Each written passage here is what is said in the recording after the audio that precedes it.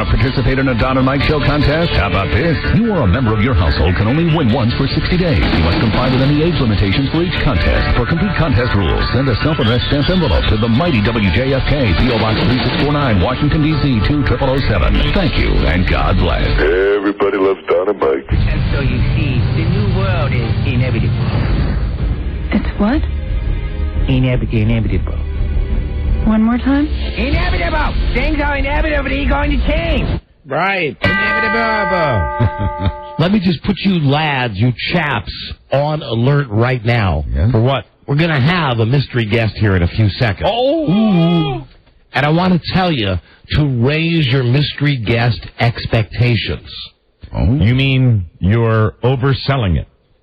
Keeping in mind our last mystery guest, Or are you underselling it? Mike O'Mara, you're grounded. That's Alan Thicke, was ladies Alan and gentlemen. a mystery guest? No, he was a real guest. He was a real guest. Well, he could have been a mystery guest. I know who the last mystery guest was. Who? Andre Johnson. Oh, that's right. It was RuPaul. Was that the last one? Yeah, that was the last mystery guest, RuPaul. So do we raise our expectations from RuPaul? Oh, Christ, yes. Really? Huh. Now, here's what you must wonder. Am I being honest with you or giving you the poker face? Oh, please don't do that. That would be so cruel. You're being honest.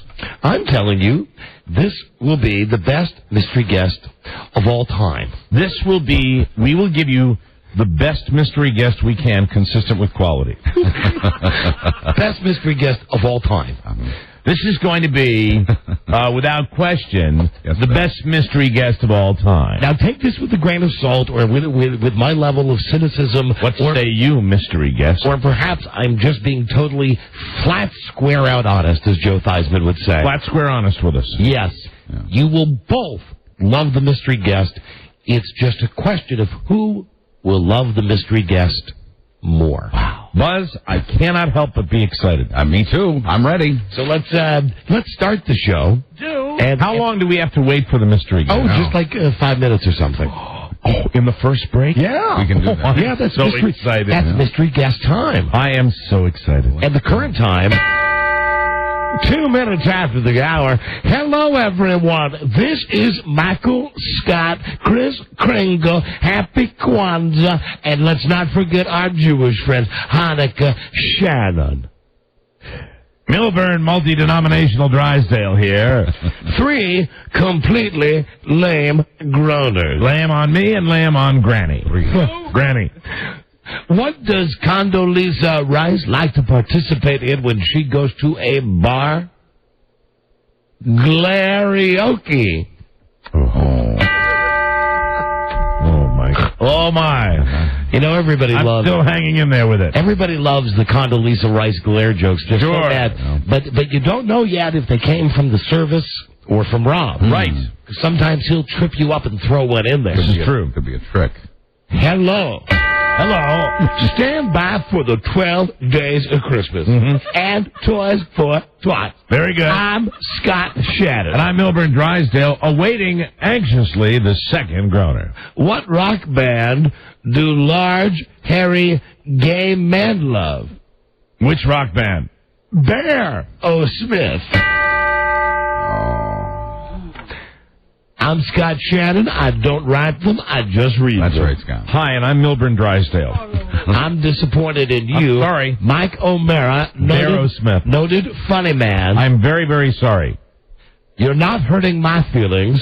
You're hurting the feelings You're not mad at me, you're mad at the dirt. of either the group of riders at the prep sheet that we don't play for or Big Head back here in the corner. Now, get into character. All right, here I am. I'm back and ready for groaner number 3. How is Granny? Granny is just fantastic. She comes down to the Commerce Bank of Beverly Hills quite frequently, and I always greet her with a, hello, Granny. Yeah, I see fish. There's my lady. I never get that when they play that tape. I don't understand what they're talking about. She likes fish. Yeah. So what? So sees do fish. I. She sees fish. Yeah, I see fish. In her sleep. I see fish. Right. And that, as a matter of fact, is my brand new diet. Is it really? The seafood diet. I see food and I eat it. Where's that third groaner? That was an ad lib from me, Michael Scott Shannon. Touche, Mr. Shannon. What museum features exhibits of dumb blonde bimbos? What museum features exhibits of dumb blonde bimbos? What? The Anna Nicole Smithsonian. Hey, now. Hey, now. Okay. Wow. Now. It's time for the quiz game. Wow. Sweeping the nation. Who wrote that? Who we go to yesterday first? Mike, were you up first yesterday? Were you up first or was I? I don't remember, but Well, Go to Buzz first. I'm certain it's Rob. Buzz is certain that those are written by Rob and Mike. It's a tough one today. I'm going to go with the original joke sheet, the service. Robbie? Tell him. I'm not guilty. It's a joke service. Right. Second day in a row, I've been right. You know me. I know you. Way to go, Mike. Even when you're trying to dupe us, I know See, you. that's why I mentioned that thing. He throws in that glare thing about Condoleezza Rice. Yeah, but he would have made it funnier. Hello! Not always. Hi, Julia. Hello. Hi, John Kerry, too. Hi, John Kerry. Hi there. Hey, Tony Soprano. Okay. Hi, Donna Mike. We appreciate it. Appreciate it. I know. And Jerry Lewis. Hello. Burt Reynolds. You can call Don and Mike anytime from anywhere in America.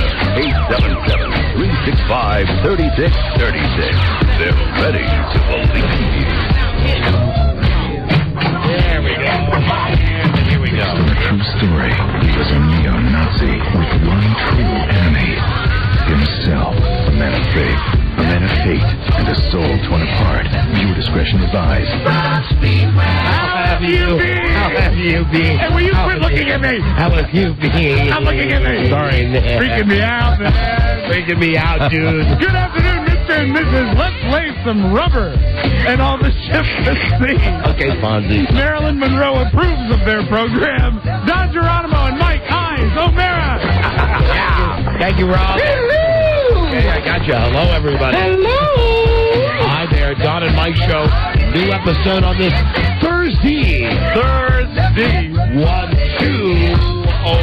1-2-02-04. Hi, Don and Mike. Buzz Burbank here. No, he's not retarded. Hi there, Buzz. And hi, everybody. Let's get retarded. Don and Mike Show, Thursday, December 2nd. All right. 20-4 from anywhere in America. 877-365-3636. From Canada, from Mexico. Rob picked that lineup.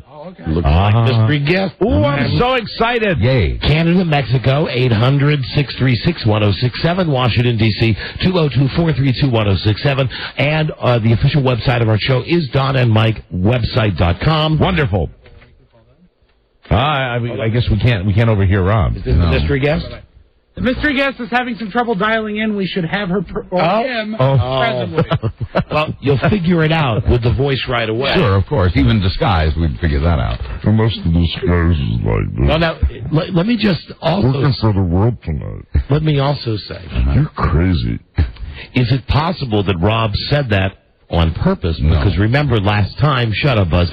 Remember last time, RuPaul talked in his Andre Johnson voice. He did. So as to fool you out. RuPaul, gender doesn't count when you're talking about RuPaul. Fool you out, fake you out. Uh-huh. Yeah, it's okay. It's a woman. I'm guessing, It's a just girl. based on what Rob just said, having trouble calling in, I'm guessing elderly. Right away. I don't want to say, Mike. That's a tip. That is a good That's a guess. hint. I don't want to say. You don't have to. I know we have to do our own sleuthing, but now I'm aware that it's probably an older woman. All right, while we're waiting for the mystery guest, here's just another chapter in why I am just an idiot moron. Oh, well, hold on. See if that's the mystery guest. It's exciting. Then I'll tell you how I burned my throat last night. Oh. Because I'm so smart. You burned your throat? Yeah. I got home, and my wonderful Connie Honey, is that the mystery guest? No. Oh, okay.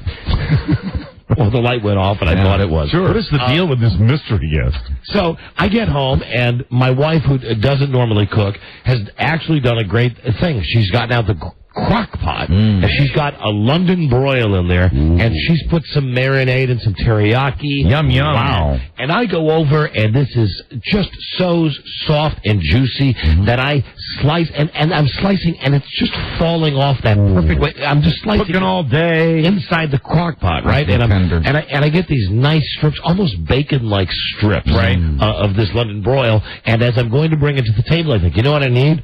I need some of that juice. So I go back, and I get a big tablespoon, and I pour it all over. Now, keep in mind, the crock pot has been on high since my wife left. Right. I sit down at the table.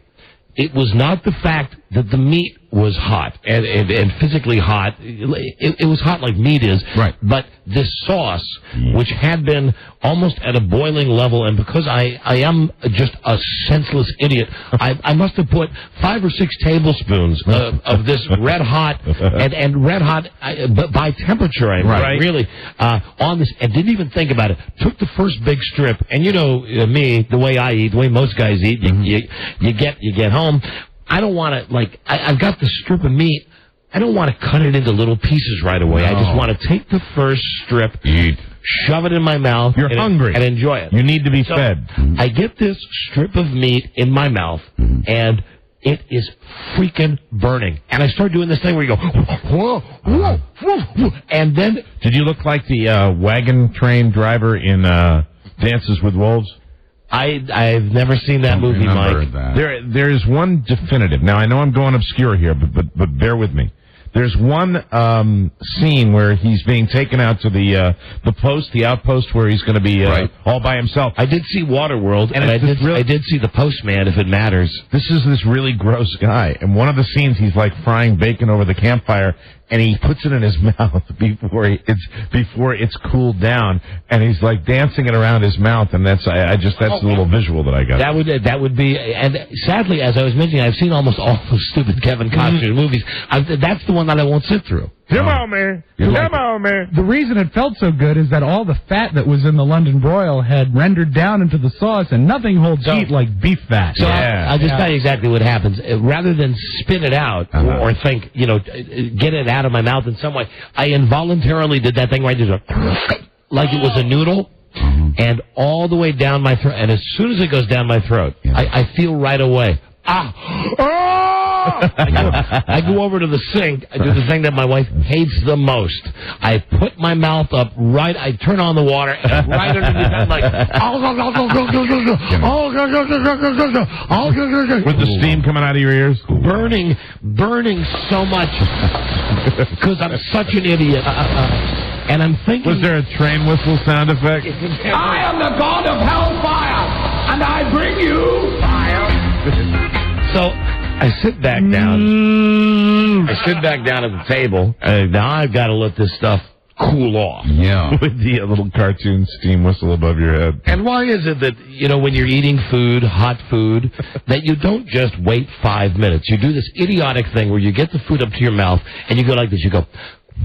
Right, blow on it. Yeah, like that's going to, like you're Mr. Freaking Freeze, and all of a sudden the temperature's going to go down 70 degrees. So what happens is I get the second piece of this in my mouth, and, Christ, it's still hot. Yeah. Right. At this point, what I do is I just spit it out. Good move. Right? Because my throat is still feeling this way. Right. The problem is I spit it out. I spit it on the floor. The dogs come over, and I say to the dogs, no, don't eat that. Don't eat that. Daddy says don't eat that. But it's too late because they're dogs, and they get burned? They smell it. Well, only Colonel Klink, the big dog, is the only one that got the piece of meat. Right. And he got it, scooped it up, ate it, and then gave me a look. Dogs have brains the size of peas, yet on some level, I truly believe that I interact better with my dogs than I do with the humans that I live with. Sure. He looks at me as if to say, Dad, or the voice that I use for my German Shepherd, like, Dad, I'm not stupid. Why did you have me eat something that was going to burn the hell out of my mouth? Like you've done something to him. Yeah. Why'd you do that to He me? gives me this look, and he doesn't make the dog thing where he moves his head. He just gives me the look, then turns, goes over to his water bowl. He has his own water bowl. and hits the water, too? And goes like crazy on it. Sure. Goes crazy on it. So I don't think anything else of this. The rest of the evening is fine. Good. I enjoy the rest of the dinner, have a conversation with the wife. I win the argument over what are we going to watch, CSI or Law & Order. We watch Law & Order. I fall asleep because I'm a schlub. I finally win that battle, but she has to wake me up because I'm sleeping. Right. I get up this morning, and I go, boy, I feel good. Feel good, ready to start the new day. Sat up and went, oh, my God. Oh, dear. I'm getting sick again. Right. And I go into the bathroom, and I'm looking in the mirror, and all these thoughts are going through my mind like, I have had this goddamn cold/flu for 3 weeks, and Buzz yesterday mentions to me in the bathroom where we have our best conversations. Yeah. Buzz says, hey, I want to give you the warning. I'm getting a real bad sore throat. Mm-hmm.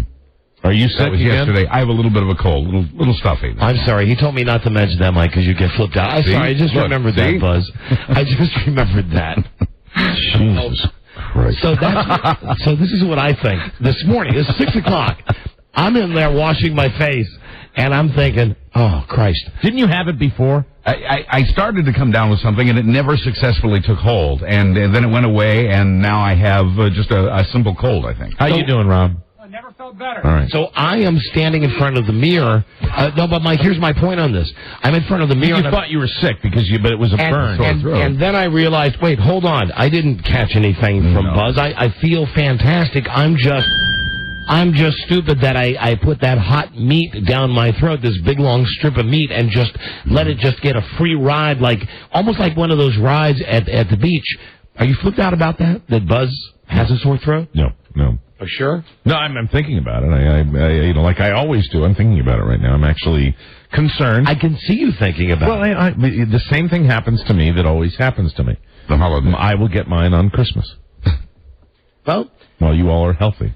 Listen, here's the trade-off. I'd rather be sick at work. Here's the trade-off. I would rather be sick at work. I have been, and it sucks. Yeah, I know. Suck. It sucks. I guess if you're not at work, you can lie in bed. But anyway, the biggest holiday of the year. I'm not. The good news is you don't have to send the cards and letters. I'm not sick. Good. I'm just. You just sick. burned your throat. I'm sick in the head. And does it hurt swallowing now? Yeah. Or that must have been a horrible burn. This is how a lot of us damage our esophagus and end up having to take the reflux medicine. By hot food? Yeah. That's one way you can damage your esophagus. Wow. By swallowing something that's too hot. Fellows, I'm sure that I'll be fine. Let's play our game. Okay. And do we have the mystery guest now? We do have the mystery guest on the telephone.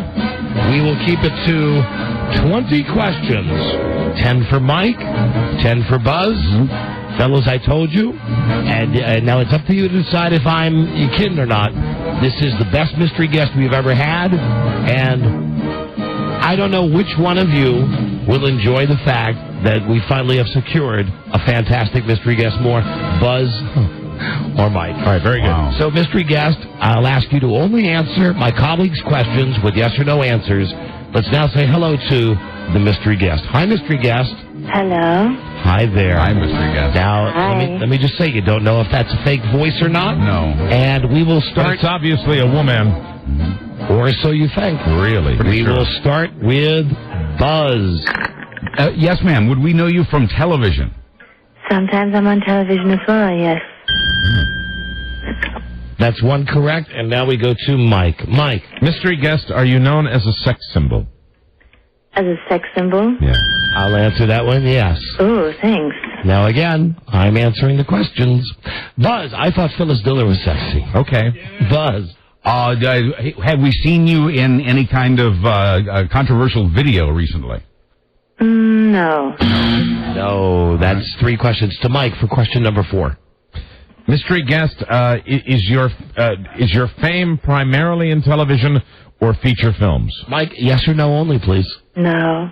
And let's go to Buzz. Jeez. Let's go to Buzz. Buzz. Do we know you for comedy or drama? Buzz. Yes, I'm sorry. Do we know you for comedy? Sometimes, yeah. And I would agree that sometimes yes. Sometimes absolutely yes. Mike. Mystery guest, are you a blonde? Yes, I'm very blonde. Buzz. Do you have a show currently on primetime network television? Absolutely. Mike. Man. Mike. Blonde. Anybody counting here? Oh, yes, 7. We're up to 7 questions. Okay. Oh, this is your 7th then. You got 3 more. I hate to do this, especially with a woman. Go ahead. Mystery guest, are you over the age of 35? No. Buzz. Is your current show a sitcom? No. Very true, mystery guest. Mike, you have 2 questions left. Mystery guest, have you, at any time, or are you married to someone who is also famous?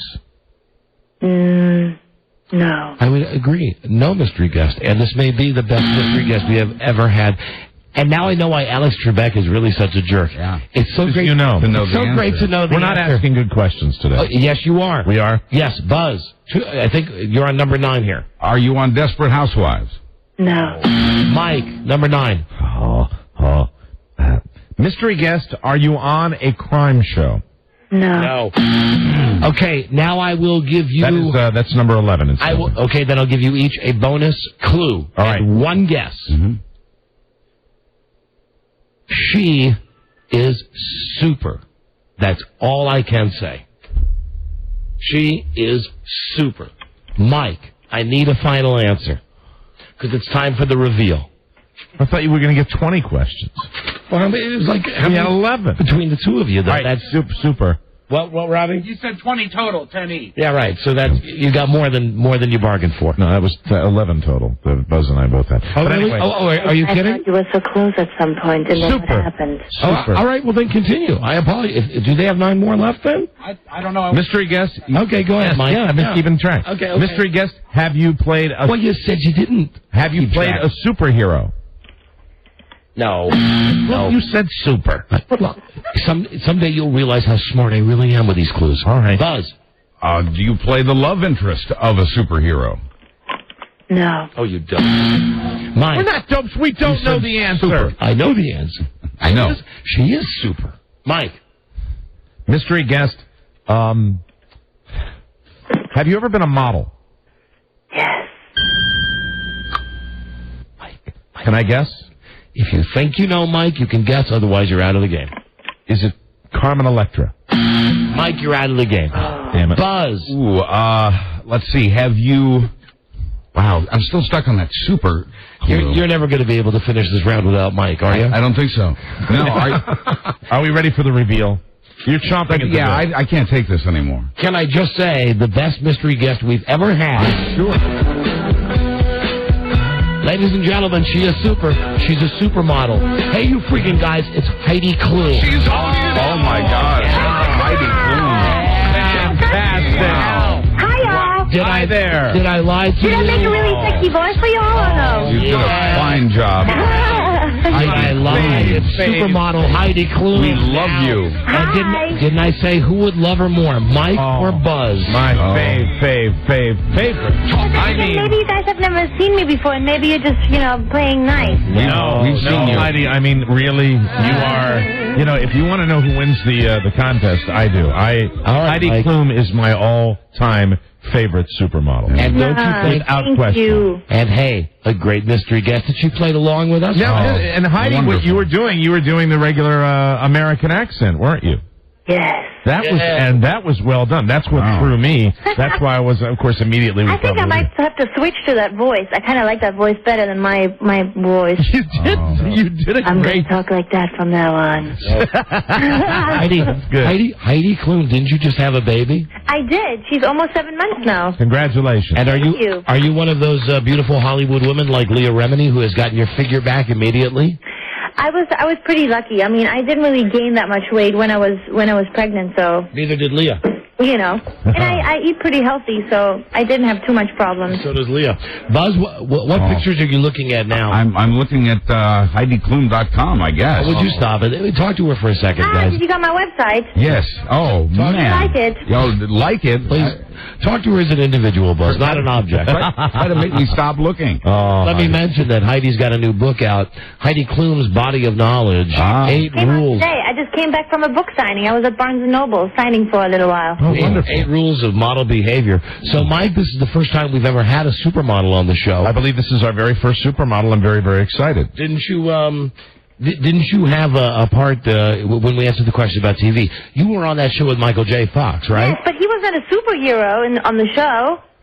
Oh, that's right. No, he wasn't. He wasn't. No, you're a supermodel. But Heidi, Was I the girlfriend of a superhero? No. I mean, he kind of is my superhero, but, he's superhero. He's not like a, No, when I said super, I meant you were a supermodel. I one time, I'll just throw this in. I was in a hot tub one time with Michael J. Fox. Yes, I remember when you went out to out with a west bathing skiing. suit on, or? A bathing suit on. He was a cool guy. I enjoyed spending some time with him. But these guys, Buzz, would you just take your eyes off the internet for a second? The woman is on the phone. I know, and it's delightful to be able to listen to her and see her at the same time. That's funny. Buzz is excited. Buzz is like wow. Buzz is like the guy that brings a little TV to the football stadium. Did you guys see my show last night? Now that's your reality show? Yes. Did you tune in? Did you look? Project Runway. I saw a promo for it. I didn't see the show itself, but I saw a promo for it, and Bravo. Project Runway. Yes, it was so exciting because I've been working on the show for so long now. Partly producing it, and we filmed until sometimes 2:00 in the morning, and seeing it last night for the first time, it was pretty cool. Heidi, and this is a legitimate question. I was talking to somebody about modeling. What is the age range as far as when is somebody, if they're thinking about getting into it, with the way it goes nowadays, what is the cutoff age? Is it like early 20s, mid 20s? If somebody wants to get into the business, when is it really too late for somebody to start thinking about that? I mean, I think you should always try because you truly never know, and most girls, they start at like 16, 17 years old. But, there is so many, older women, too, that are still modeling for various different creams. And, so it's not, the high fashion girls, the girls that go on the runway and stuff, they're usually 15, 16 years old. And, of course, Don and I can still, even though we're, in our mid-40s, we can still be hand models. And I'll tell you this, that Heidi, long before there was FHM or Stuff Magazine making their list of women, we did it like 8 years ago. We would rate every year women. We still have our list? I've got from the last one that I could find here is from 4 years ago. Okay. From 4 years ago. Do we have our separate lists? Yes, we do. Oh, I think I'm going to do well on this. My number 1 was Jennifer Aniston. Okay. At a 9.3. Oh, we grade you women like your pieces of meat. I'm sorry about that. Mike's number 1 was Kathy Ireland. Kathy Ireland was your number 1 choice. That's 4 years ago. Yep. However, 4 years ago, you had Heidi Klum at number 7. In my top 10. I had Heidi Klum. Where? Oh, this is embarrassing. Where? You guys fess up. Give him a hard time, Heidi. You're going to hate me, honey. No, that's all right. No. I got you in between Lisa Gibbons and Vanna White. Oh, no. So that's just not right. That is horrible. That was many years ago. And I had that whole preconception that you were a supermodel and too good for me thing going. Hey, is your reality show, The Project Runway, is that like a competition where you vote people off and things like that? Absolutely, yeah. I'm looking for a designer. So I went all over America trying to find people who are, talented, and I put them on the show. It was hard because a lot of people that came wanted to participate. They didn't really know how to do clothes at all, but they just wanted to be on the show. So, but then I found like 12 really, really good people, and they're on the show. And they're very funny, and they're so talented. So I give them a challenge each week. And then, one person always has to go. So this is designers, not actual models, right? No, it's designers. There are models on the show because, someone has to model the clothes. Of course. The girl also. Yes. The girl that wins with the designer in the end will have a fashion spread shot for Elle magazine, shot by Gilles Ben-Simon, and also will be featured in the fashion show that we're putting on for the winning designer Heidi? in February in New York. Yeah. as one beautiful person to another. Tell me. Does it not get tiring to walk down the street and know that everywhere you go, people are looking at you and saying, or in my case, they're saying, my God, hey, there's the guy from the movie Mask.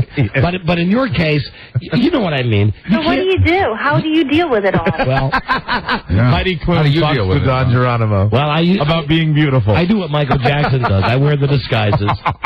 But for a girl, because I don't know what it's like to be beautiful as a girl, I'm only a beautiful man. Well, no, I like to call you a pretty man. Thank you, Mike. You're welcome. And as a pretty girl, Heidi, as a beautiful girl, really sometimes do you try to ugly yourself down so you can go out in public and not be bothered by...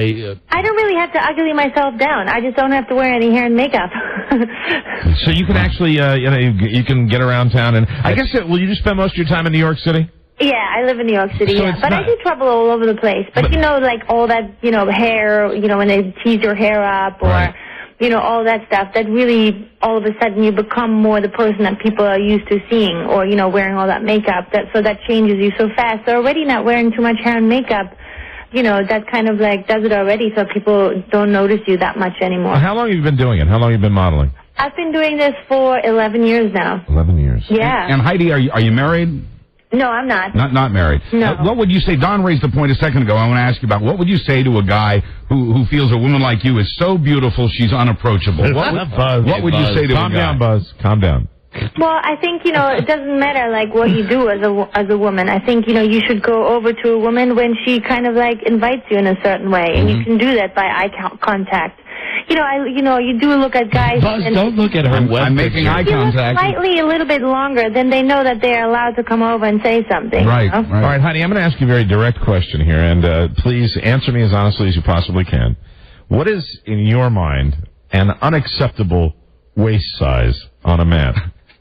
Waist size? Yes, something, your cutoff point. I don't know. Your cutoff point where you would say, that's simply too large for me.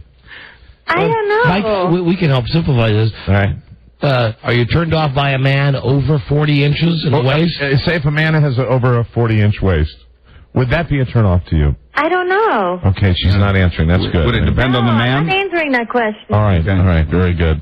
How do you feel about men who are losing their hair? Well, my man has no hair. Oh, really? No. So your man is like, now is that because he shaves his head? Or Not at all? Completely bald. Completely bald. Everywhere? Now, who is your man currently, Heidi? Seal. Seal. That's right. I've heard of that's him. right. Absolutely. He has no hair. He doesn't have a 40-inch waist either. I've seen pictures of him. Yeah. So, can I ask you a question about Seal? Tell me. I might not answer it though, but tell me. Well, no, this is a serious question. When you're with him, and we don't do a dirty show anymore. When you're with him, when you're nuzzling or kissing, whatever it is that you do. Nozzling. Nuzzling. Oh. You know what I mean? Nuzzling. You're hugging. Not nozzling. Canoodling. When you're Yeah. hugging on him. Canoodling, Buzz? Nozzling. Boy, you are all right. Do you ever lick that thing on his face? What? What? You mean what? You mean what? Doesn't Seal have that thing on his face like Cornell Stewart does? Yes, absolutely. Next question. Next question. Sorry. I meant that as a compliment? As a sensual question. I don't think there's nothing wrong with the guy. I'm just commenting. That's interesting. How long have you been dating Seal? For a while. For a long time? Do Yeah. you call him Seal? Yeah. What else should I call him? I mean, Well, do you have like a pet name for him? No. Okay. Does he have a pet name for you? Maybe. Oh, we're not going to hear that, though, are we? You can't share that with us? No. Oh, that's a drag. I don't want you to get the wrong impression of me with my last line of questions. you're a lovely man. I know that you're a lovely man, and I know you mean everything you say in the best possible. But then, just Seal. I mean, doesn't he have a name? Yes, you've never said anything. Now you cannot even stop riding around on it. Yeah, okay. So, and we won't get the pet name for you. No. Can I just say this? That this month he's a Christmas seal? A Christmas seal. That's very nice. That's wonderful. What do you mean? That's like, you've never heard of seals are like little stamps that are given out at the Christmas holiday. It's a charity thing. It's like Easter seals. So what does that mean now? Well, nothing. It was just a play on words. Yes, a little word play that we were doing there. It must be an American thing that a German doesn't really quite get that. What part of Germany are you from? I'm outside of Cologne. Cologne, Germany. Yeah. Well, Heidi, I've been there before. I think we've all been to Germany, haven't we? We have. I've been to Stuttgart and Frankfurt, and I lived in Heidelberg. Rob, you've been to Munich. Oh, yeah, and my wife loves Berlin. Buzz, have you ever been to Germany? No, I haven't. But I'm wearing cologne. It's very nice, but I like it better here, and that's why I moved to America. Well, you're our very first supermodel we've ever had on the show, and you're our best mystery guest. And isn't that great that she said she loves America more than... Hey, man, give her a nice round of applause. I do. I love it here, especially in New York City. It's fun. There's people from all over the world, and it's cool. What are your thoughts on, not a German, but an Austrian, what are your thoughts on the success of Arnold Schwarzenegger? And do you know Arnold? I've met him before. I wouldn't say I know him. I've met him, but I think it's great that, he, was able to, do what he's doing in a way. Mm-hmm. Would you support the amendment to make him president? I don't know. I don't know too much about exactly how good he is, in the politics and everything. Mm-hmm. Someone who's really good should, run the country. So I don't know how good he is at what he does. I think it is amazing that someone from a different country can, do what he's doing. I always thought that, people from America have to do it. And you say your book is Heidi Klum's Body of Knowledge, 8 Rules of a Model. Can you give us one of the rules of your 8 rules of being a model? Yeah, don't ever take no for an answer. So don't that's how you handle the, somebody that's rejecting you, right? Yeah. Okay. Right. We feel with everything. Like you were rejected. Like you were ever rejected. Were you ever rejected, Heidi? I think it was always that easy for me. I didn't just, was born being on a cover of a magazine. Mm-hmm. Be honest, I got please. rejected many times. When you were growing up, and maybe even when you first started getting modeling, you ever have a guy say you're ugly? Yeah. Are you? No, come on. Well, I think a lot of times. Well, how tall are you, Heidi? Simple face and all those sort of things. Oh, that's cruel. How tall are you? Was he gay? 5'9". 5'9". So did you go through that kind of awkward phase like a lot of supermodels do? Yeah. Mm-hmm. Oh, my. I think we all go through an awkward phase. Well, we might say that we're still in our awkward phase on this show. You sound like you are. Thank you. I'll mention again that Heidi's book, as Mike did, is Heidi Klum's Body of Knowledge, and her new reality series on Bravo, Project Runway. That's Wednesday nights at 10, 9 Central on Bravo. And Heidi, we do want to thank you so much for coming on the show. Thank you so much. Okay, she's a great sometime. A great mystery guest. We'd love to have you. Please. Thank you so much. If you're ever in D.C., stop by the show. All the best to you. Okay, and you, Heidi. Bye. Bye, Heidi. Bye. Man. There she goes. Heidi Klum. Heidi Klum, supermodel. Now, is she not the best mystery guest we've ever had? Yes, she is way up there. It was fascinating. Always an interesting interview. But are you mad at me? No, I'm not. I'm laughing at you. Okay, because I mean, God, what am I going to say to her? You guys are in love with her. I mean, well, she was number 7 on my list 4 years ago. Yeah, I know. So, You know what I take from that is that Germans don't like to take no for an answer. That's true. That's what you got out of the whole interview. Yeah, but she was nice. Right. No, she was actually quite charming. Man, she's pretty. I didn't know she was German. Do you think so, Buzz? Thank you, Andy Hardy. Anyway, that's Heidi Klum. That's the mystery guest. And never say that we've never had a good mystery guest, because she is a good one. And when it's our very first supermodel, I feel almost like I've been deflowered. We got a break. I don't want to hear about that. We'll be right back, everybody. This is the Don and Mike Show. I know we played this yesterday at this time, but there's a reason we're playing it again today at this time. I think everybody's not sick of this. You wrote down your response rather quickly, I thought. I hope it's correct. Let's take a look. What is H&R Block? You're right. Your wager, 4,401, taking you up to 14,401. You have a $1 lead over Ken Jennings right now. And his final response was... Red X. His wager was 5601. Right. He winds up in second place with 87.99. And Nancy Zerd, congratulations. You are indeed a giant killer. Winner. New Jeopardy champion. 14,401. Ken, take a look at the audience. The audience is paying tribute to not only Nancy, but to you as well. Oh, poor you. Don't they? Well, too bad for Ken, but he's going home with a lot of money. $2.5 million. Congratulations, young man. Nancy will be back tomorrow to defend for the first time. We will see her, 2 new players, and you then. So on. I played this as well yesterday, and coming out of this break, we had the guy that was Ken Jennings' friend on the show at Jeopardy. Nobody is better at being humble. Nobody. The Don and Mike Show. Let me just say this. We are great. There's a reason that we're doing that whole Jeopardy thing again today. Because why talk to the friend of Ken Jennings? Right. And frankly, why talk to Ken Jennings when you can talk to the giant killer? Oh, wow. Here's Nancy Zerg. Hey, Nancy. Hey, how you doing? Hey, let's give her a round of applause. Thank you for joining us on the show. I know you're busy. You've been interviewed by, well, this must be the lowest stop on the media trail for you to be on. All the greatest thrill of all, of course. Oh, thank you, Nancy. That's so kind of you. Knock it off.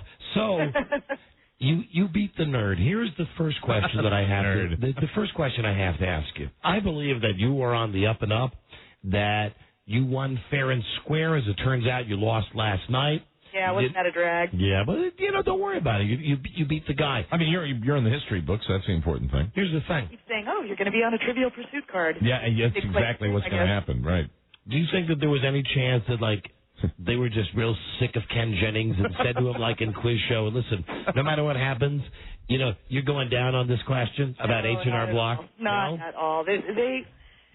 They run that show so tightly. The security is huge. They keep the contestants completely away from everybody else. There's no, interplay between Alex and the contestants or anything. I mean, you don't talk to the writers, you don't talk to the producers, you don't talk to anybody except the contestant coordinators, and they're with you every moment. So there's no way. We were discussing, as everybody was, after he was finally bumped off the show, that we all were in agreement that we perceived a noticeable joy in Alex Trebek, that Alex seemed genuinely giddy that Ken had finally been knocked off. Now You're a giant killer, Nancy. Now that you're off the show and you can probably speak a little more freely about it, did you sense the same thing, that he was a little giddy about the fact that the guy's run was finally over? No, I was in such a complete fog. I really wasn't paying much attention to anything. I just couldn't believe what had actually happened.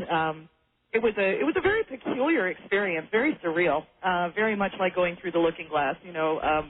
Alex was, as I say, there's no real interaction. I mean, he comes out right before the show, you do the show, and then he leaves.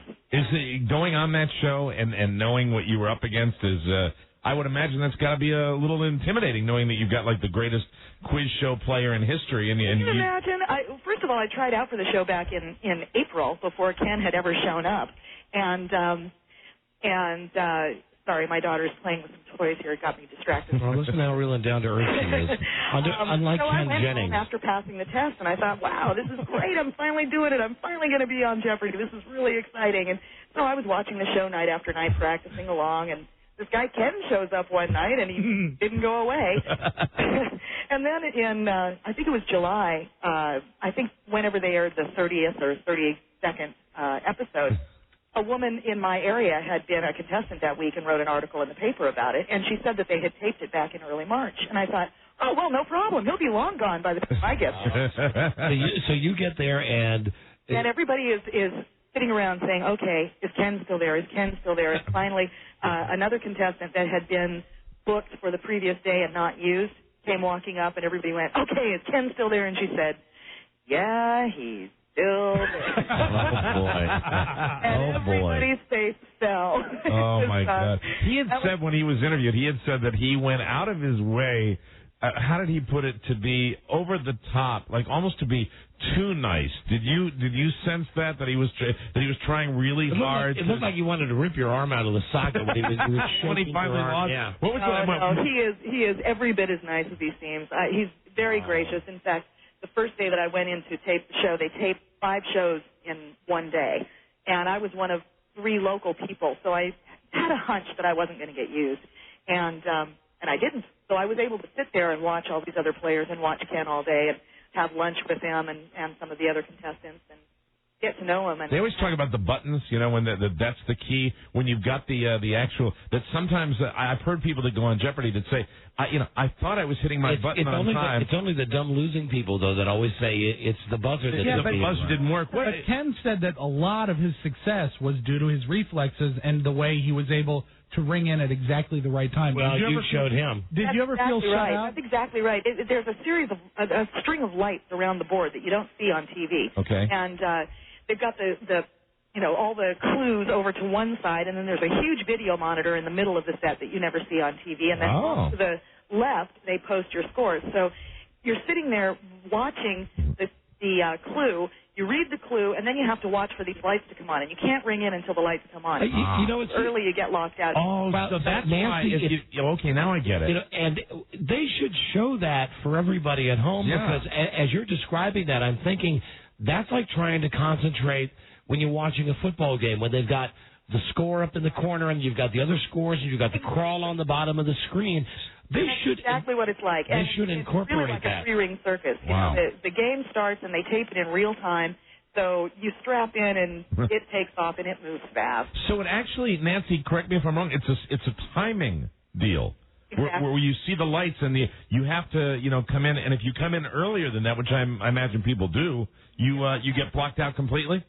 You get locked out for a short period of time, but it's just enough time that somebody else can get in. So you finally took the bastard down. How did it? I can't call it that. He's really just a great guy. I'm just a disc jockey. I can call you. Don't know that he is that like I do, but really, if you could tell us, Andy, you sound like a very nice, very down to earth, very centered woman. If you could just please tap into the selfish part of your soul for a second. Mm-hmm. I don't know if it happened at the moment that you won or when they turned the cameras off, but when you really finally realized that you were Rocky Balboa and you just beat the hell out of Apollo Creed, really, did you have a moment where you just either to yourself or actually out loud just went, yeah. I mean, I did. Yeah. Good.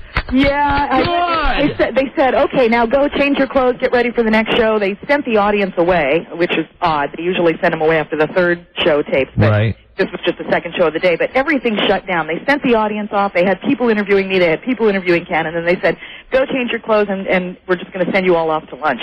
And I said, okay, where do I change? And they said, in Ken's room.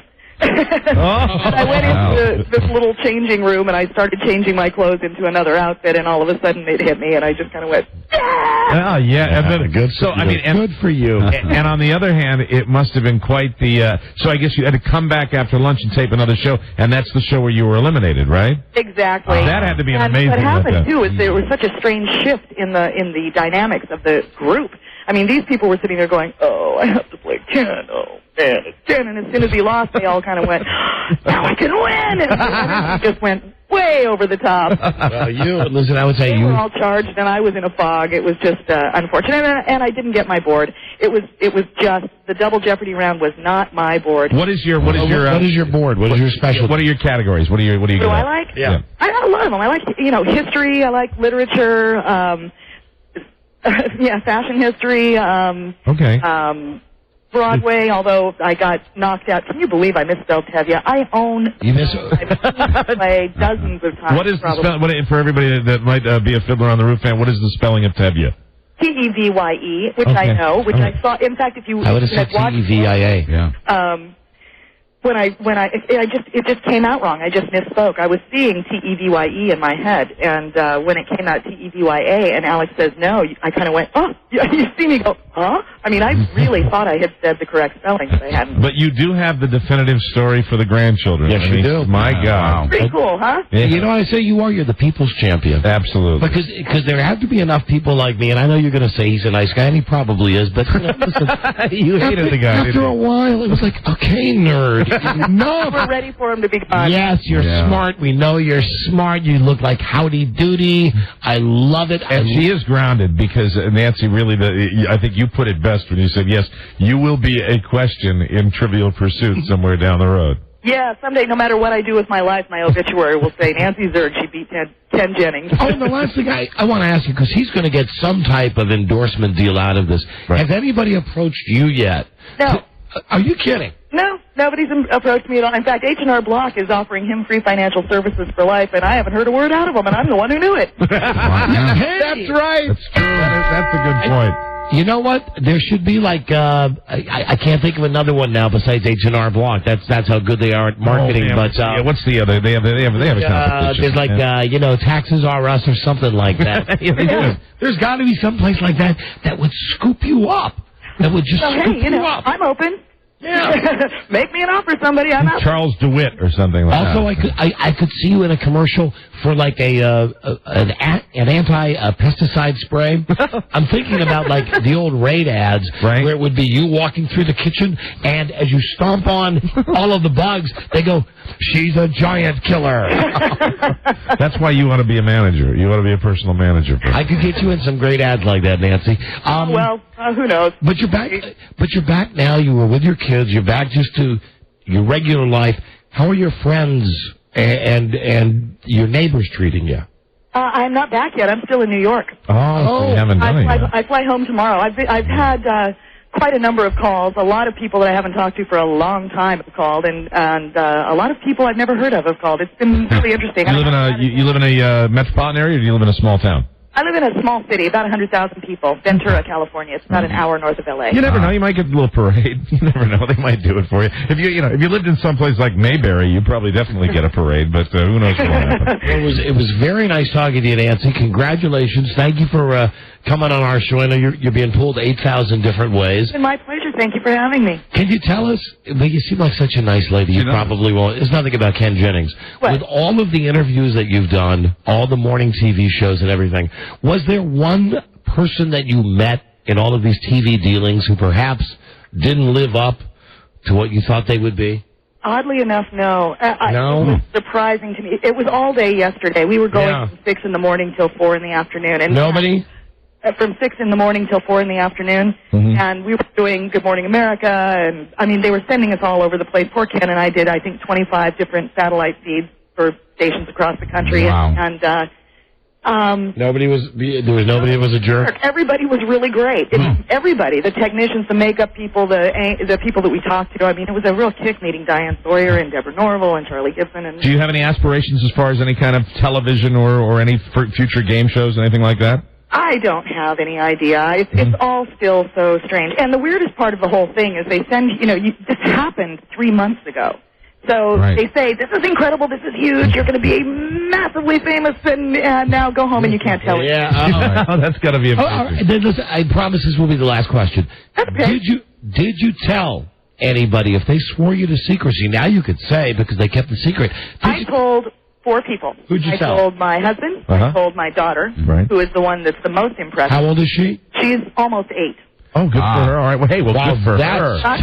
Talk about a great kid. Yeah. Told my mother-in-law, and I told one friend that we've known for years and years and years, who, back when I was waiting to get the call to be a contestant, that Ken was already on the air. Right. She said, hey, maybe you'll be the one that beats Ken. Wow. So you called her. Oh, that's pathetic. Well, it's good that your kid was able to keep the secret. I have a 7-year-old, and that's a miracle as far as I'm concerned. She's no dummy. I told her, if she told anybody, then we wouldn't get the money, and that's right up. That's a good answer. Listen, it was nice talking to you, Nancy. Hey, it's a pleasure being here. Thanks so much. You got it. Thanks. Wow. Can you put me over to the producer? Can I talk Absolutely. Yeah, Beth Ann, you bet. Hold on a second. Thanks, you're very welcome. Thank you, honey. Now it makes you hate him even more, doesn't it, huh? Yeah. Yeah. So nice. Look how nice she is. You know what she said that was cool? It just wasn't my board. That's Jeopardy. That's Jeopardy speak. That really is. That's contestant jargon. That is. Oh, it wasn't my board. Wasn't my board. He's a pro. What would my board be? Like primary color? You'd have a board. Culture. You would have a board. You would have pop music. You would have the NFL. My board would be like the Wall Street Journal. What is 2? Like that. I have your board. All right, I'll go around. How many categories are there usually? 6. All right, I got your board. Too many categories. NFL quarterbacks. All right, pop music. Yeah. Book of lists. See, now you're running out. Shake and bake chicken. You couldn't get 5 questions about shake and bake. I got 4. The Coca-Cola Company. What? The Coca-Cola Company. I'm telling you. And modern dance. Okay, shut up. That's your joke. I know Buzz's board, too.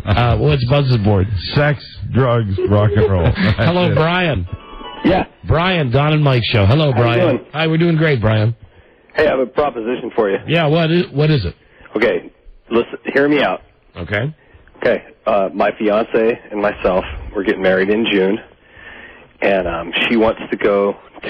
Incidentally, you notice how on this show when someone says they're getting married in June, nobody jumps up, even the happily married guys, no one jumps up and says, congratulations. Yeah, why? Everybody why bother?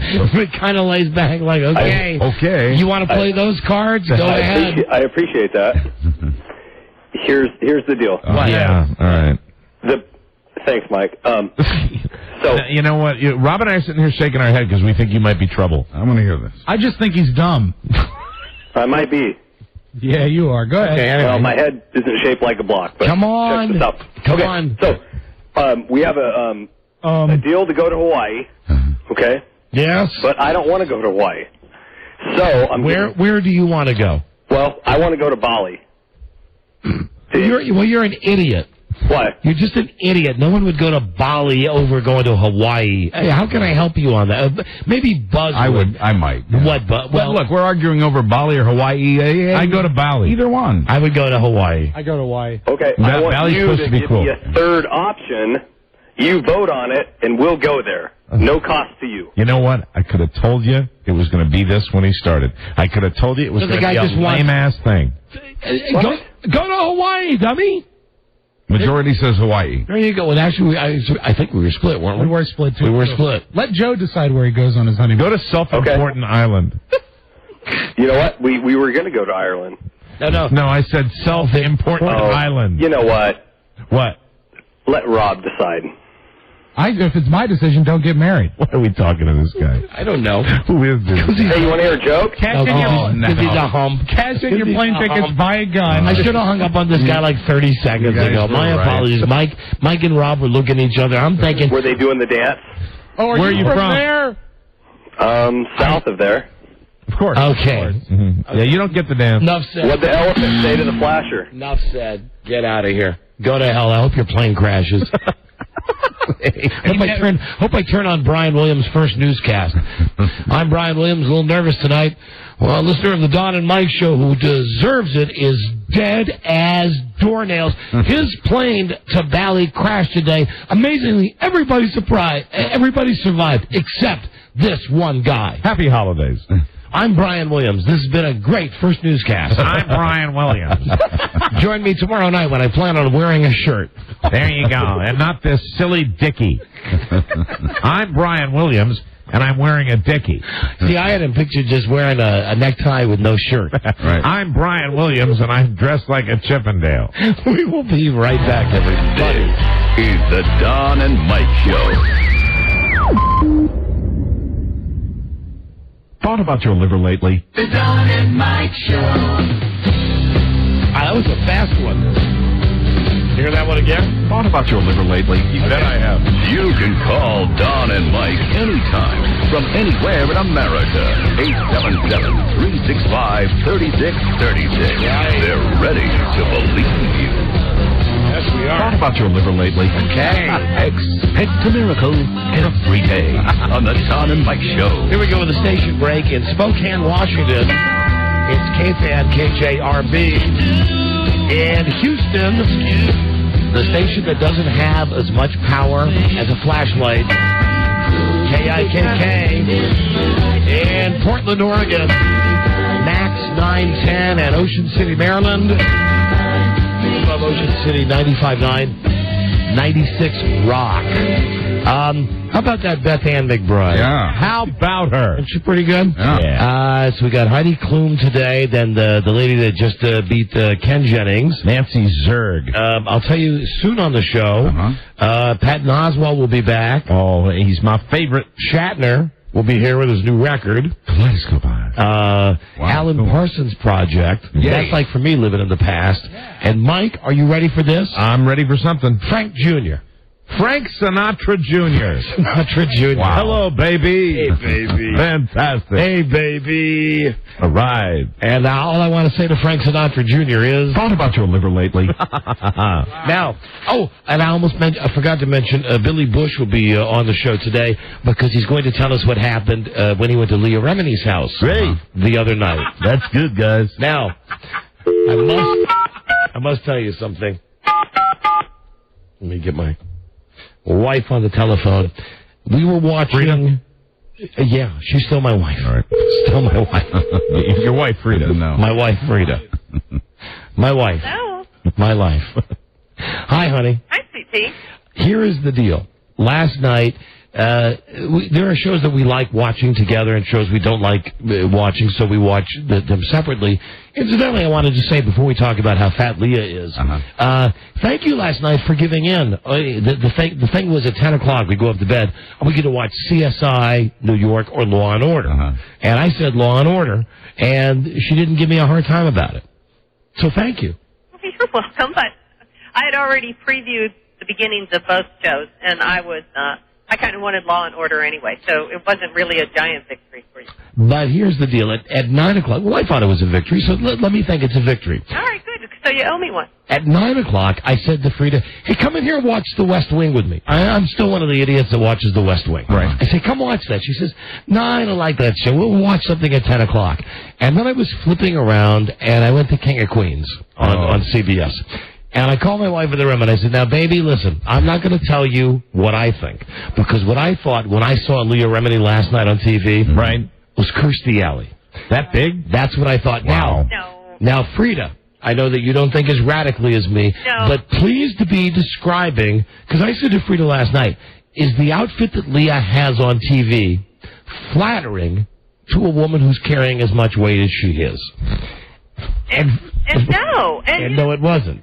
You wonder if the people on the show have got it in for her.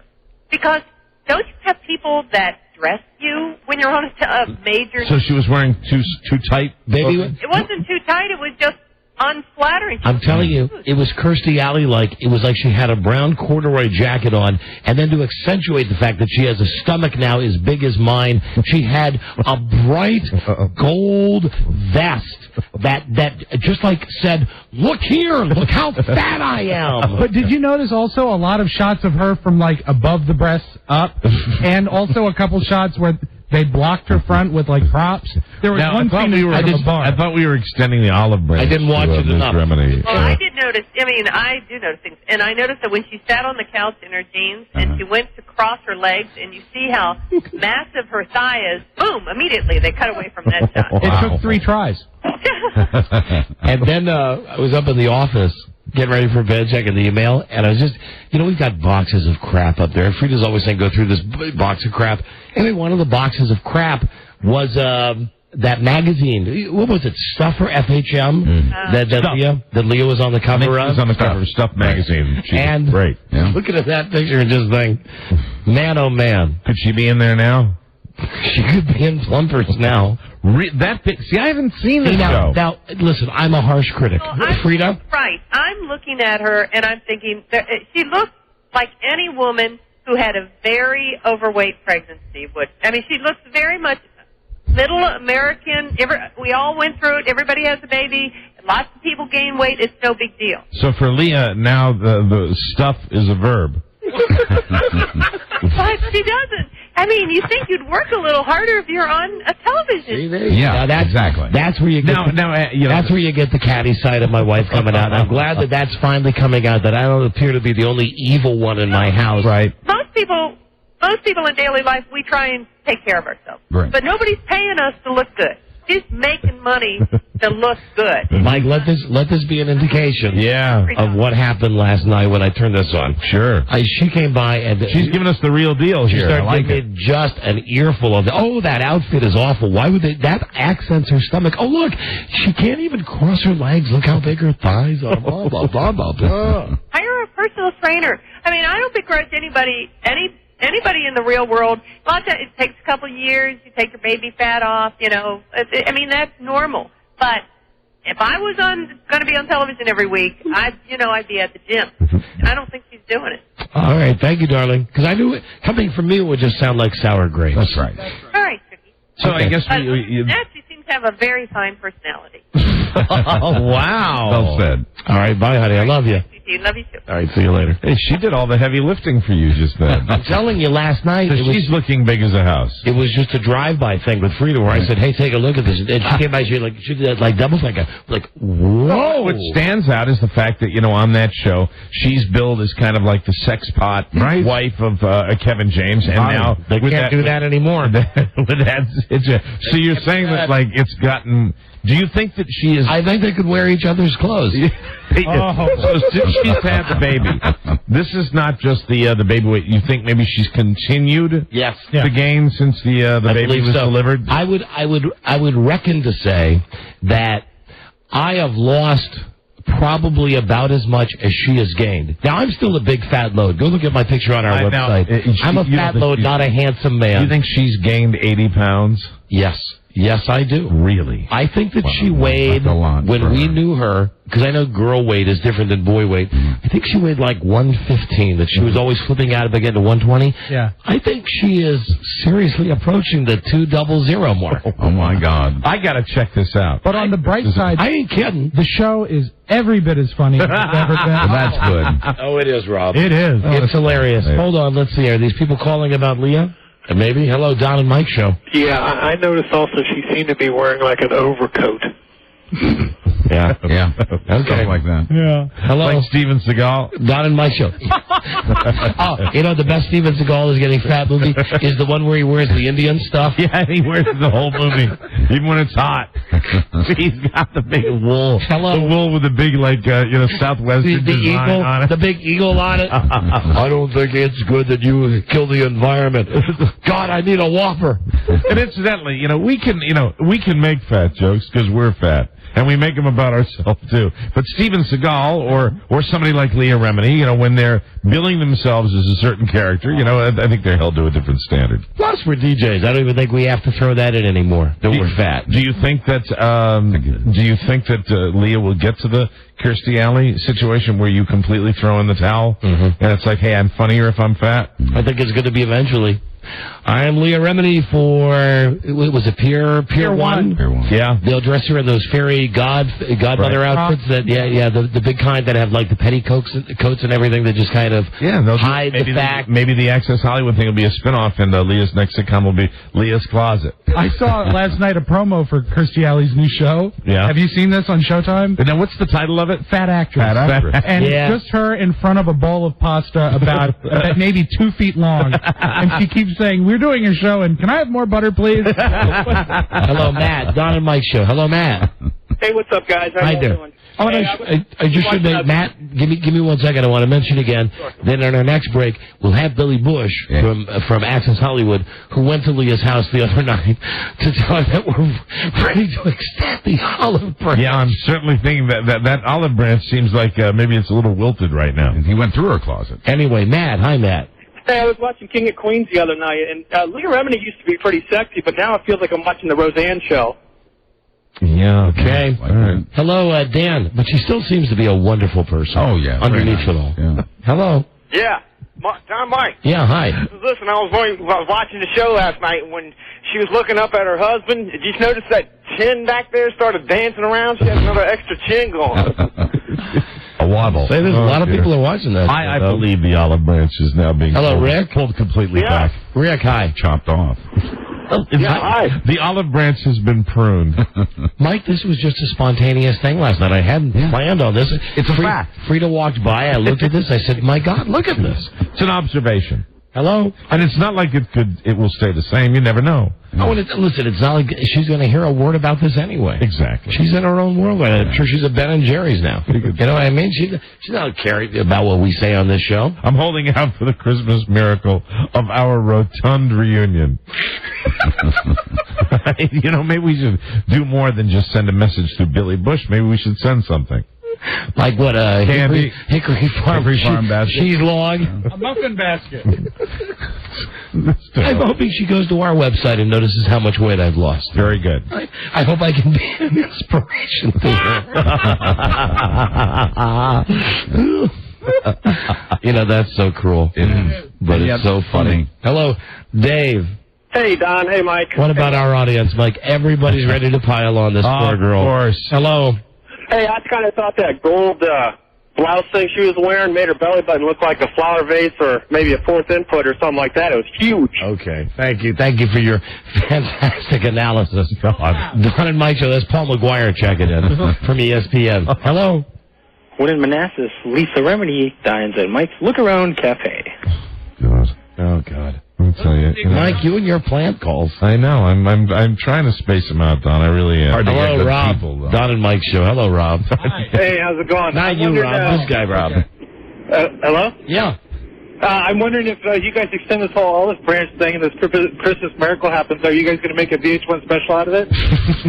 Wouldn't that be great? No, and listen, who knows? I don't think... It'll be interesting to hear what the reaction was. If Billy Bush did indeed mention our names to Leah. Which, I think he will. I bet he did. One last thing. Yeah, what's he got to lose? I mean, and we said to Billy, do it when the cameras were off. Yeah, we didn't need to be on camera. The reason that I think that we're getting this residual love for Leah from our listeners is that for many years, I'm afraid that we put them through the situation where she would call the show. Yes. And we would just fall all over ourselves and stop the show to go, oh, you're the TV lady, we love you, and, it's... And then somewhere, sometime... It went south, and I believe it might have been VH1. It might have been before the VH1, though. Do you think we had a series of like fights, and then we'd patch it up, and then I think where it really went south is when we went out to Los Angeles, and she was on the show for a week. Well, that's when that's when it became horrible. That's when she found out what the show was like. That's when she would say things like, "That's not funny," and then say nothing. And that's when you crystallized it. We kind of turned on her because that's what it was. That's why this naked cruelty right now. We had her on the air as a regular member of our show. This was one of those cockamamie ideas they had where we were going to have synergy with CBS and that Leah was going to be on the show every day. We had her on as a guest on the telephone. It was great. We'd seen her. We liked her.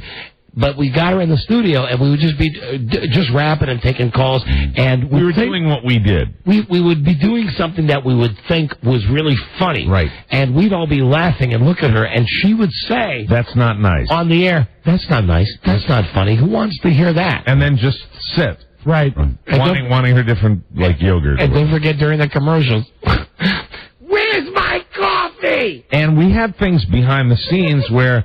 I mean, there would be discussions out in the hallway, and is everybody okay? And it was one of the most exhausting. She almost walked out a couple of times. It was exhausting. I remember one time we had to go to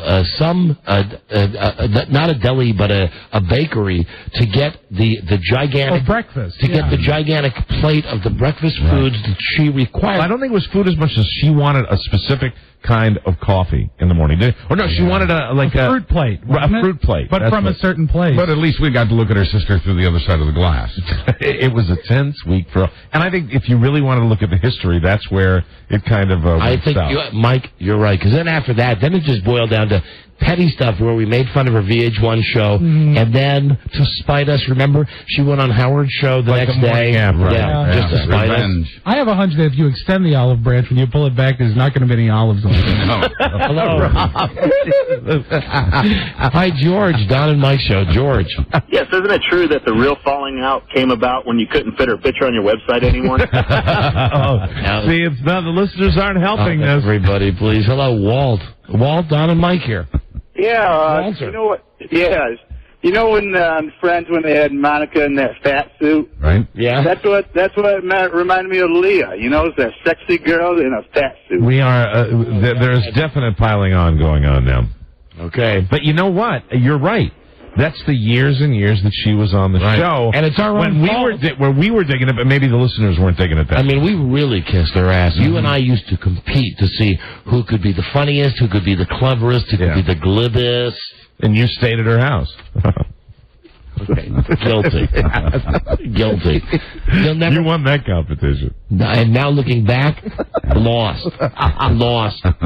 So infatuated with the fact that she was on TV that she'd allow me to spend the night in her house, and I got up at like 5 o'clock in the morning and was afraid to move because she's got this scary sensor security system. I remember calling my wife. It was 8 o'clock East Coast on 5 a.m.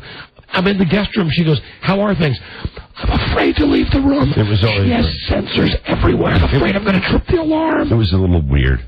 I know, but I did it because I wanted to talk about her on the radio. And she loved being on the radio, right? Oh, she did. She would love being on the radio again. I don't think on this show. I think you would be surprised. I don't know. We'll see what Mr. Bush has to say. Okay, here's Robert. Robert, Don and Mike show. Yeah, it's too late to extend the olive ranch because she'd probably just pour ranch dressing on it and eat it. So all right. And the other thing too is variation. She's up for a new movie role. Did you hear about it? Yeah, what is it? Babe Pig in the City. Oh God! Wow. This is Yeah, they're enjoying. There's hostility out there. Shannon. Yes. Hi, honey. You're on there. Shannon. Hi, this is Scott Shannon. You're a female Shannon. I am, but I have a brother named Scott. But I was just going to tell you that Leah has already taped an episode of Fat Actress with Kirsty. She has. You are kidding Yes, she me. has. I'm not No, I'm not. No. Then maybe somebody bought her a mirror. Well, no. Maybe she's not in denial then. Well, no. I bet she's not in denial. I think she is in denial as one of the guests, like John Travolta's been on it, and as a thin person. all of these people. So, yeah, to help her. Well, we got to find out when that show is on. Thank you, Shannon. You're most welcome. She'll look thinner next to Kirsty. You know what? Let's talk to, hold on, here's a guy in Green Bay. Steve? Yeah, she went from sex pot to gravy boat. Okay, now, Steve, let me ask you.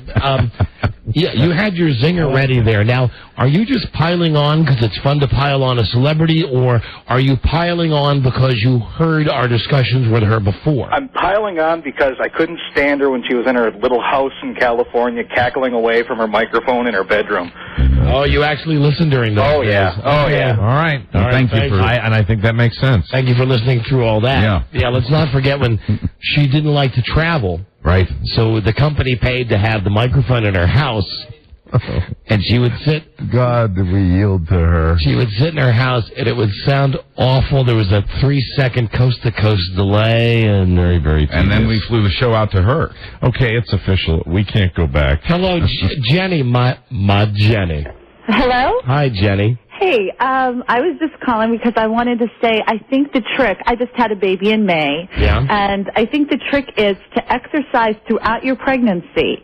And if you do that... She did. I think that she did a lot of this. The right arm lifts the... Now you're piling on. Forklifting. Of course I am. And I'll also say, because I'm a hypocrite too, she was very nice to us up to a certain extent, even nice enough to invite us to be out on the show where you couldn't make it out that weekend, but I got a line on the show, and it was, we a very nice experience. Another time you and I did extra stuff where we were on her show, and we had the run of the place a couple of times. It was fine. We didn't like anybody else, like the director. Everybody, I got the vibe when we were out there. They hated us. And it was not Leah's fault that everybody hated us, but it was interesting. I'd also like to mention that, she's no idiot either. She got a lot of free advertising. She got free. It was a mutually beneficial, and then it just kind of went south. Right. But really, the last straw was when we made fun of the VH1 special. Yeah. Which deserved to be made fun of. Absolutely. Who's on the hotline? Robbie? Rob? This is Frida. Do you want to talk to her, or should I just relay a message? Does she want to go on the air? Well, yeah. Hold on a second, Frida. That was an interesting exchange. She wanted me to ask a question about Leah. Hello. Hey, honey, just what do you want?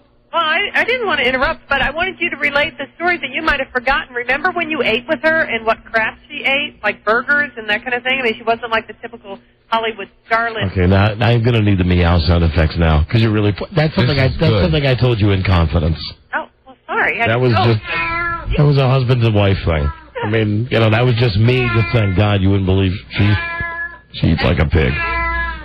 All right. Okay. Didn't mean to, divulge anything. I know. Okay, goodbye. You just violated the confidence of our marriage. That's okay. Don't worry about it. Ain't like I haven't done it before. Right. Thousands of times. So you want to take a couple more calls on this and see how Billy Bush is doing? This is very interesting. It's an interesting dynamic here. Hello, Mike. Yeah, Don and Mike, buddies. Hi, you're on the air. You guys warned her from day one. Yep. Eventually, you were going to drive her away, and she'd wind up hating you. And she constantly protested, "Oh no, it'll never happen." Yeah, I think that whole relationship was doomed to failure. I mean, from the very, very beginning. We can't be friends with anybody. No, I take that back. I was going to say, when your wife called, I remember we had lunch with her one time where she did the like the egg white omelet thing, and she did do the Hollywood diet. But when I went out there that weekend and stayed with her, I do remember, God, and I'm an ass too, because I called Frida as we were leaving the restaurant. I said, my God, you won't believe. She must be bulimic because she's had like 3 cheeseburgers and the fries with gravy on them, and she had the big milkshake, and she's got like the tight body, and she's eating like a pig. I gotta go. I'll call you back later. And that's what I was doing. You involved your wife with her at one point. Yeah. They had conversations. That's right. They did. And it was doomed to failure. Hello, Justin. No good could come of it. Justin? Hey, Donna, Mike. Love you guys. Thanks. Anyway, it's always relevant anyway. Leah Remini's a traitor. She's been on that other guy's show many more times. Oh, we don't care about that really with her going on Howard Stone show. She only did that because she was mad at us. Yeah, the timing is what we... Right. Go ahead, I'm sorry. I was going to say, the timing is what was suspect to us. Right. It seemed very unusual that the day after we had the whole VH1 thing. She would book herself on Howard's show. But she loved being on. She loved being on. She's one of those people that, remember the phase Madonna went through during the Truth or Dare phase when, I think it was Warren Beatty that said to Madonna, you can't live any other way than having the camera there. That's how you want to live. I always got the impression that she wanted to be she did. on all the time. She was like, I think she still does. She was like Dennis Murphy in that regard. She loved being on the radio. If you thought her attitude was bad when she was on your show, it is 10 times worse now. And she's fat. That's a double negative. Okay, thank you. Wow. We're going to stop it right there. Stop. Yeah, she's a fine actress. When we come back, we'll talk to Billy Bush from Access Hollywood. And, we'll discuss that. And we'll find out what happened when he went to her house a couple of days ago to say that maybe we should be friends again. Olive branch. This is the Don and Mike Show. Is she hot, or is she just delivery person hot? Hot. Just bottom line is for me. Is she hot enough that you might think about it while you're having sex with Carrie? Think about other women while I'm having sex with my wife. Oh, sure. So what do you think about? I think about my marriage vows and the life we built together.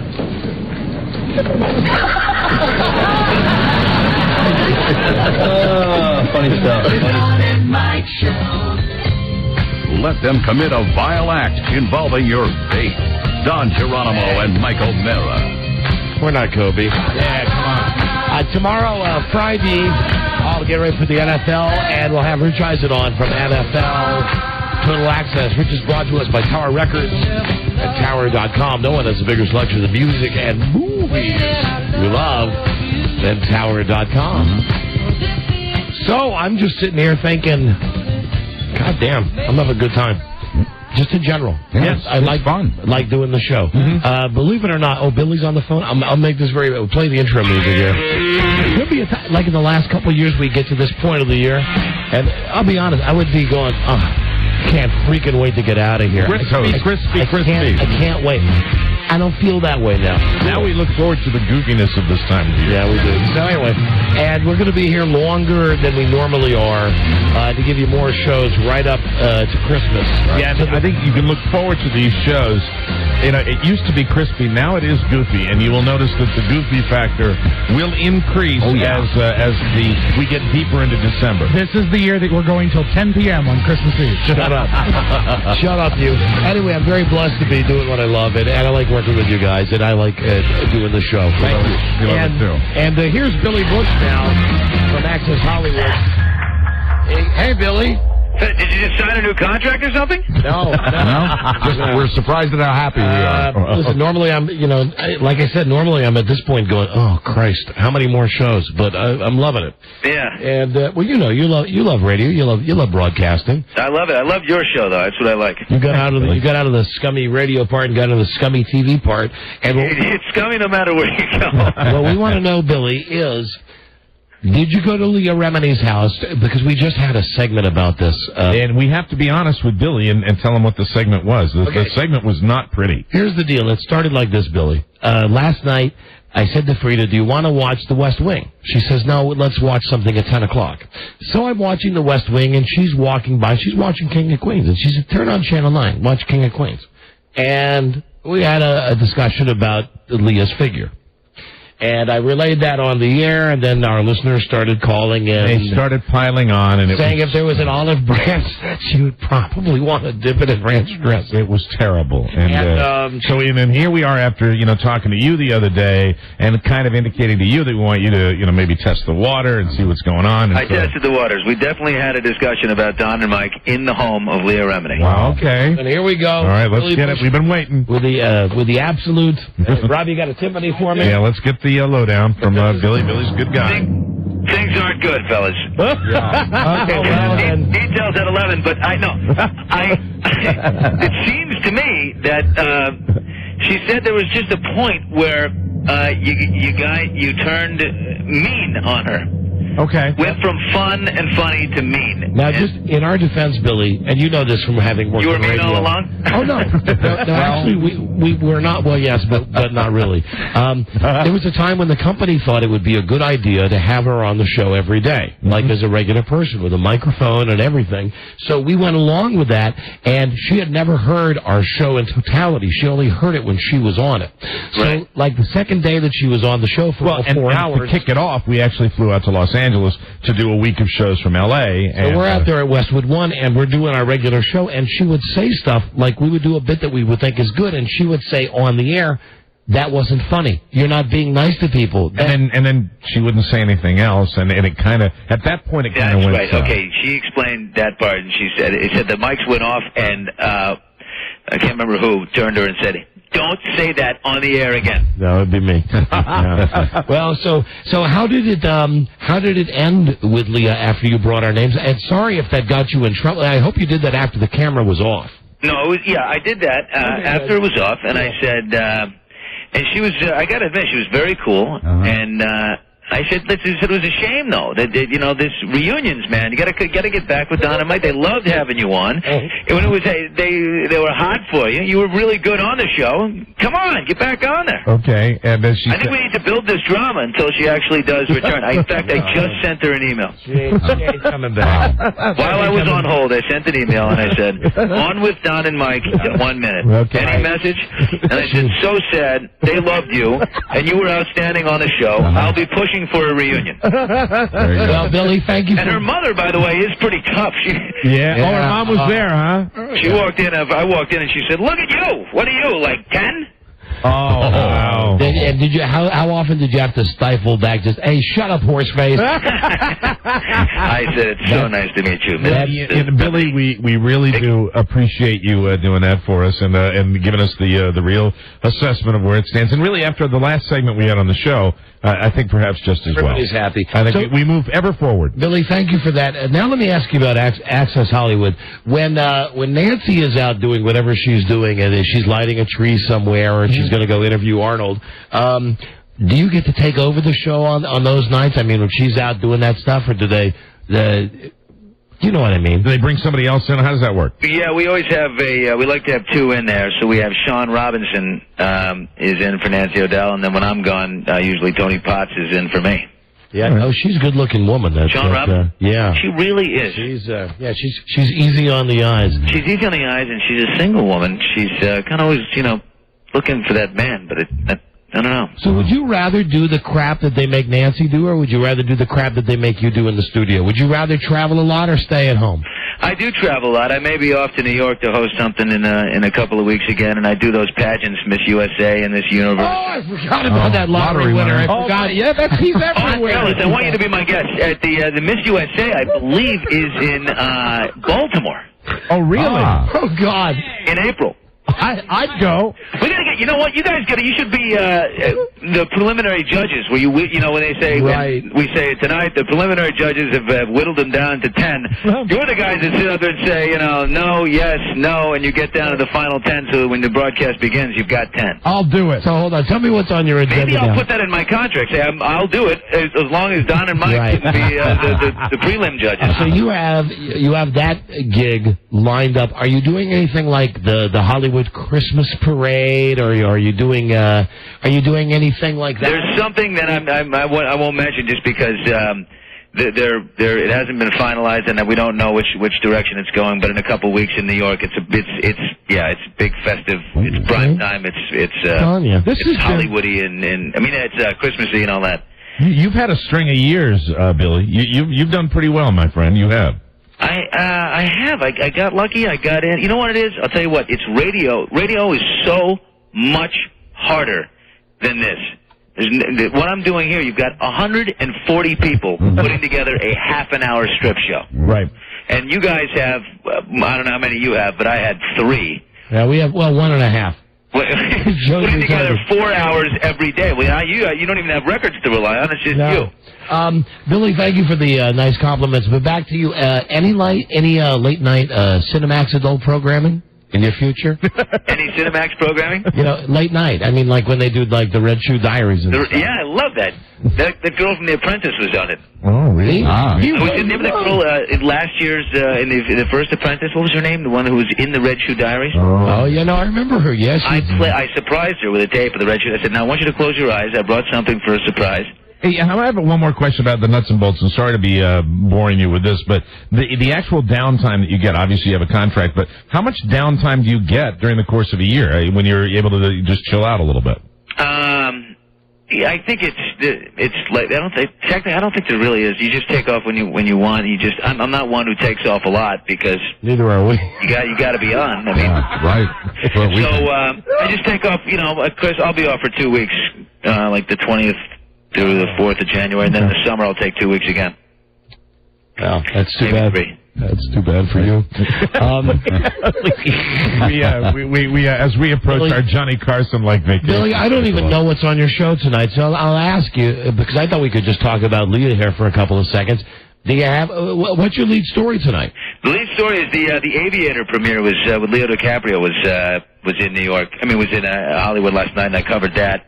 So there's a big nude scene with Leo, and we have all the ladies on the cast sounding off on Leo's backside. Now, do you see as much with? Now you know me. Well, there's a controversy. Not a there's a little bit of frontal there. Half the ladies believe there's some serious frontal, and others believe it was too quick. And so we have a full debate going on the red carpet tonight on how much frontal there is. Let me ask you: is there more nudity in this, or are there more nudity in Alexander? No, more nudity in Alexander, because this is not a sex scene nude. This is an emotional breakdown. Where are my clothes nude? Okay, very good. Oh, very good. But it's a first for Leo, so regardless, it's going to get the attention. Also, I did the Fockers yesterday. I had an interview. I interviewed Barbra Streisand, Dustin Hoffman.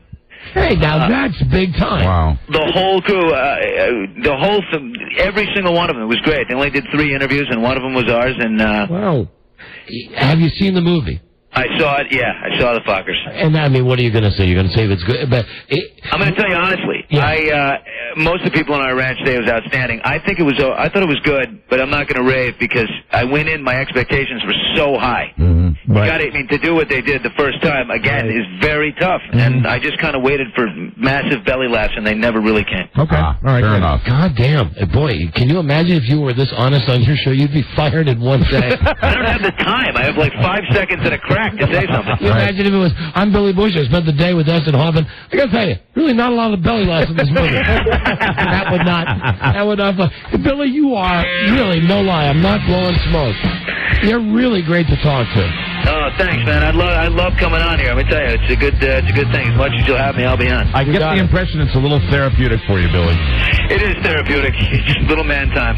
You got it. Yeah. Well, listen, thanks for mentioning our names with Leah. Watch for Billy tonight. I'm going to push on the judge thing for Baltimore, but I want you if you'll do it. We'll do it. Yeah, well, Mike will do it. And Billy, everybody that's on NBC4 in D.C. and around the country, check your local listings for Access Hollywood.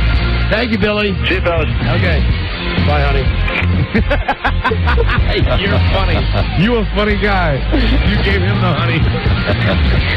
Oh, you're killing. Call him honey. Oh, God. Oh, I forgot to ask him if Leah had any pastry in her closet. You know what? Well, now it's over. Yeah. I feel better. Yeah. I do. Now we know. I feel better. But you know what? You can always hold out the chance. Yeah, you right. Never know. Right. Hey, she still remembers you coming out of that break when she said that's not funny thing. Well, that's the first time that she had ever seen the real me. Up until then, it had all been oh, you're so great, you're so pretty, you're so nice. I remember coming out of the studio. That's not the real you. It's the stressed out work you. I remember coming out of the studio. Listen, I want to tell you something. In that room, we were on the street. I mean, I was yelling at her saying, listen, I don't know what you think, but in there, I run the show. Mike and I do the show. And if you think we suck, you shut up unless you can be funny telling us that we suck. Can you do that? Well, I didn't know that this was what the show was about. This is what it's about. I mean, that's how it went. I can't imagine why it went south. I don't get it. That was all my fault. No, it wasn't. Now stop it. It wasn't your fault. No, it was everybody's fault. Was it not, to me, I look back at it as one of the toughest weeks I have ever done this show. The tension going into breaks, coming out of breaks. I just mentioned how, and really I didn't mean that. I've always loved radio, and I love doing the show that we're doing right now, and I'm really into the moment. But there was that time a couple of years ago we had all the internal crap with this company going on. Yeah, it was tons of stuff. They were all trying to fix what wasn't broken. It was very difficult. Sending us out there, and I'm thinking, okay, this is a good thing because it's cross-promotion, and it's Leah, and then, she turns into Joan Crawford out there. And we were at Westwood 1, but wasn't it some facility that was just this antiquated, shabby little warehouse? The Culver City facility. Oh, my Which really God. was in the middle of nothing. However, if you recall, it was convenient for Leah. Yes, it was. Which is why we ended up doing the show from that little bungalow, and I do mean bungalow. Remember those days, and we'd all kind of get done, and we'd go our separate ways. It was one of the few times that happened when we were on the road, and I remember going down to the beach and just hanging out on the pier, looking off into The times were all weird too because we were at middays plus the time difference. Right, we were off the air at 11. I remember Rob and I would go to the pool at the hotel and sit outside. I would just chain smoke cigars and pound drinks, and Rob would pound beers, and we would both call our wives and pretend that we weren't drinking at 5 o'clock. Hi, honey, I'm just out here with Rob. Would you like to talk to Rob? That's what we would do. Yeah, you were smoking. I was doing crossword puzzles. Seriously. You were. That's exactly what we would do. Oh, it was a good time. It was good fun. Jesus. I love that coast. Sucked. Help me. That's why we're never going to make it out of this box. Listen, we're never going to satellite radio. Mm-hmm. We're never going to television. But we're okay with that. Yeah, this is as good as it gets for us. Enjoy, what you're getting out of our little cubicle here. Right. And if you're getting us on FM, then it's like you're getting us in high def. Yeah, and that's as good as it'll be. That's right. A really good picture. That's what you can count on. No newfangled technology. Unless you're hearing us on a station on FM that's in mono, because then it's like you're getting color TV, but it's not really high def. Right. Yeah, and sometimes you can put AM on the hi-fi. And if you're listening to us on AM, well, it's like watching black and white. That's all it is. Hallelujah. Let's be honest. And frankly, that's the medium that we're happiest in. Sure. We know that we suck, and we know that this is the medium for us to suck the least in. And as you heard Billy Bush said, it's not good, guys. That's what he said. But I'll give him credit. He's a stand-up guy. For asking her about it, and obviously, as you mentioned, she got into it with him. I played a hockey tournament with him years ago, and he was a good guy then, and he still is, and I'm happy that the guy's had the success he's had. Yeah. He is a good guy, and I will judge the Miss USA preliminaries. What does that mean? Is that like the people that come in for 5 minutes, all right, the real audience is coming in now, can you please leave? I think that's where they get the hoary girls, they go, Miss Rhode Island, Miss New Jersey, come on down and say hi to our celebrity judges. Mike, this is Miss New Jersey. You'll be able to interview her for about 20 minutes. I'll judge it. I'll wear a velvet jacket. And make them earn it. Right. Earn the poise. Need any help, let me know. What are you looking for in your future? Thank you, darling. Could you picture we were talking to Yodel? We say to Yodel, how was that movie, The Fockers? Hilarious. Can you picture if she ever said, well, not a lot of belly Not a chance. He's just evil enough that he might work out. Thank you, darling. Anyway, that's Billy Bush. That's Leah Remini. That's a closed topic. Elwin, we've got the Thursday favorite lying straight ahead. It's the Don and Mike Show.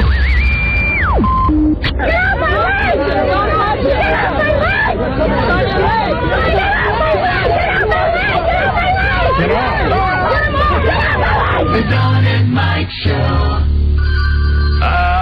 Granny. Granny. The Don and Mike Show. Aikin Dude Walker. Dude's got a link on our webpage. It's finally there, the official webpage of our show. DonandMikeWebsite.com. You can go and download every day an audio highlight from the show, anywhere from 30 to 45 minutes long, and there's daily logs where you can actually see written down the dumb stuff that we say and the links and pictures, and the address is DonandMikeWebsite.com. Why don't you go to the store? I agree, Mike. I think that'd be a good idea. You know what? I'll be as big a whore as you are. Hey, there you go.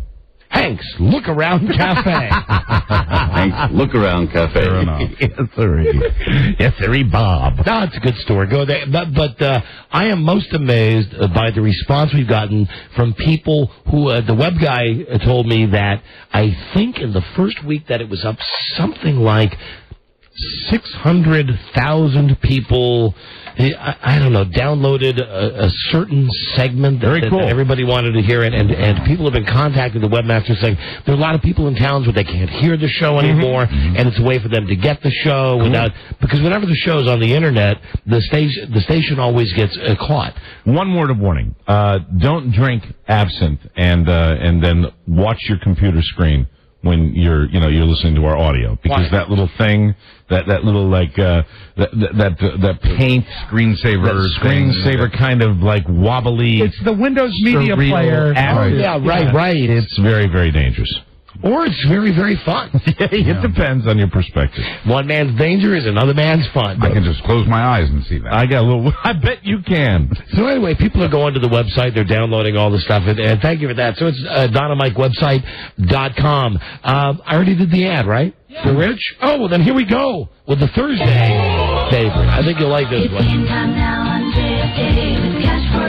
Because frankly, I would say the next guy they're going to have in is just hot as a firecracker, and especially on fire during this holiday season. Come on in, Clay. How are you? It's so nice to be back here. It's so nice to be back with each and every one of you. I'm just very excited about Christmas, and I sure hope you're going to buy my lovely Christmas CD that I just happened to bring you a copy of that, and I'd just like to say, get well soon, Reuben Starter. We're all pulling for you. We hope you do get well as soon. And I just say, let Reuben be Reuben. Let him be. Let him be Reuben. Let him be as fat as he wants. How are you, Donald? I'm doing great, Faggot. How are you? And great to be here. Excuse me? Which song? I said I'm doing great, Clay. Okay. And which song on your CD? Oh, there's so many. Faggot, do you like the best?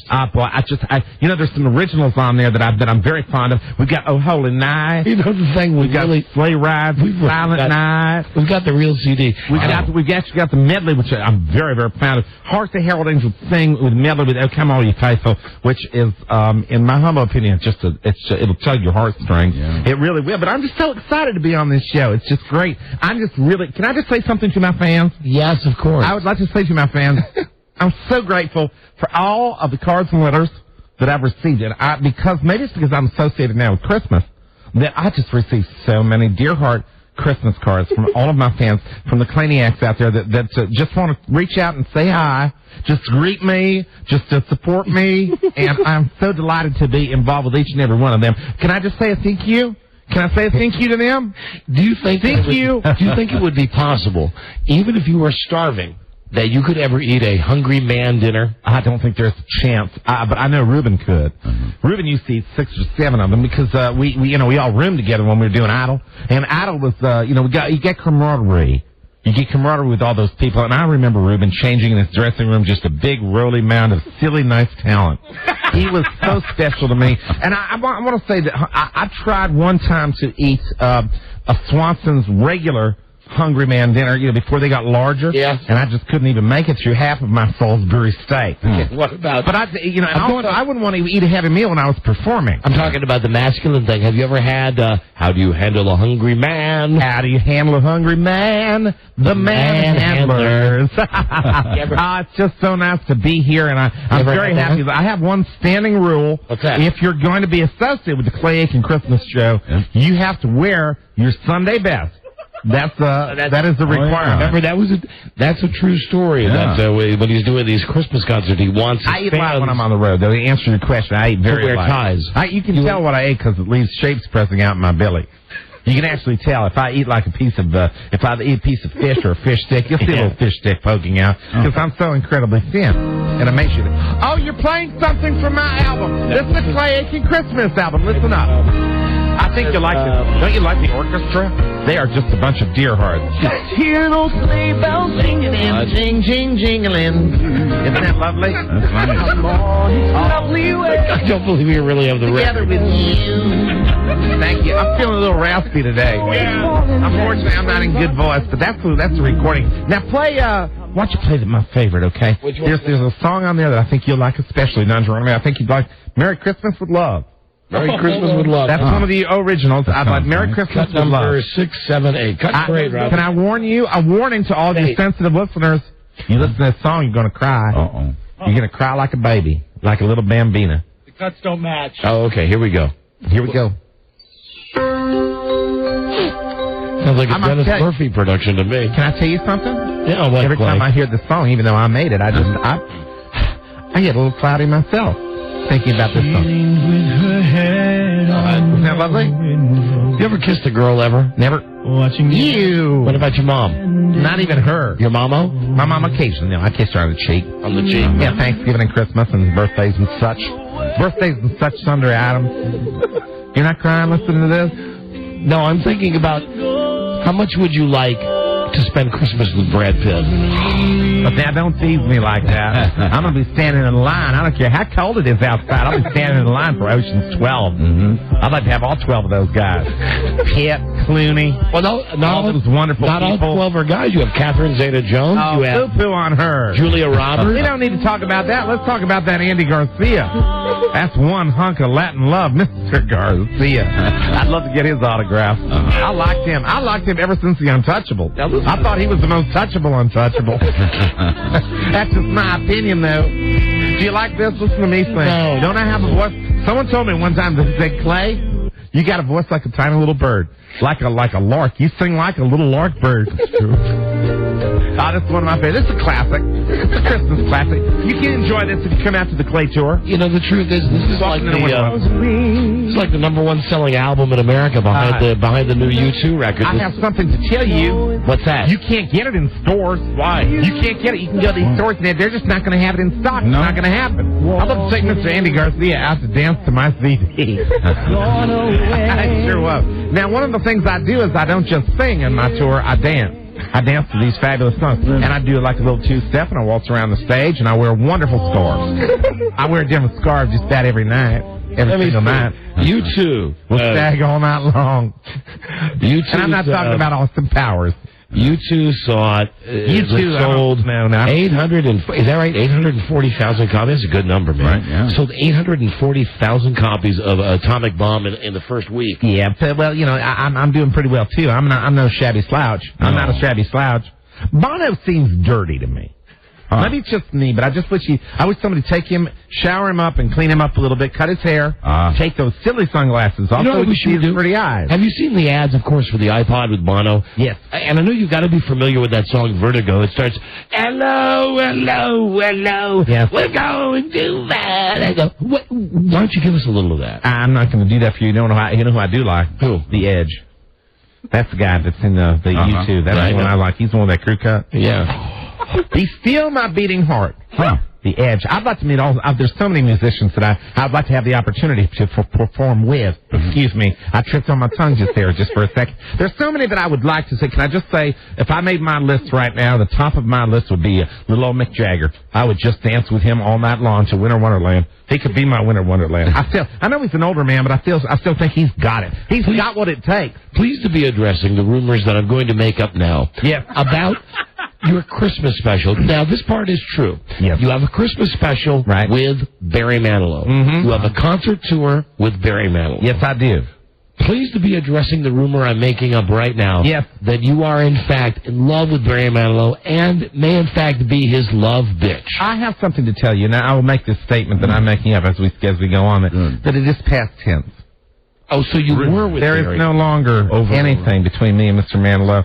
He has chosen what he has chosen. And as far as I'm concerned, I will fulfill my contractual obligations with Mr. Manilow. But as far as anything that is romantic, that is put by the wayside because that is not the way a gentleman talks to a lady. What did he do to you? He challenged my stamina. And I can't tolerate that, and I will not tolerate that. Well, I believe in a good, healthy. I like a good, healthy relationship, but I think enough is enough sometimes, and I think a man needs to sleep, especially when he's touring and singing in 30 cities in 30 days. Did Barry not understand that no means no? Yeah, I don't think he did, and I was in tears for a good 3 days, and it was almost difficult for me to perform, and I just said no. Does mean no, and now he knows. Now he understands that, and so now it's the silent treatment, and.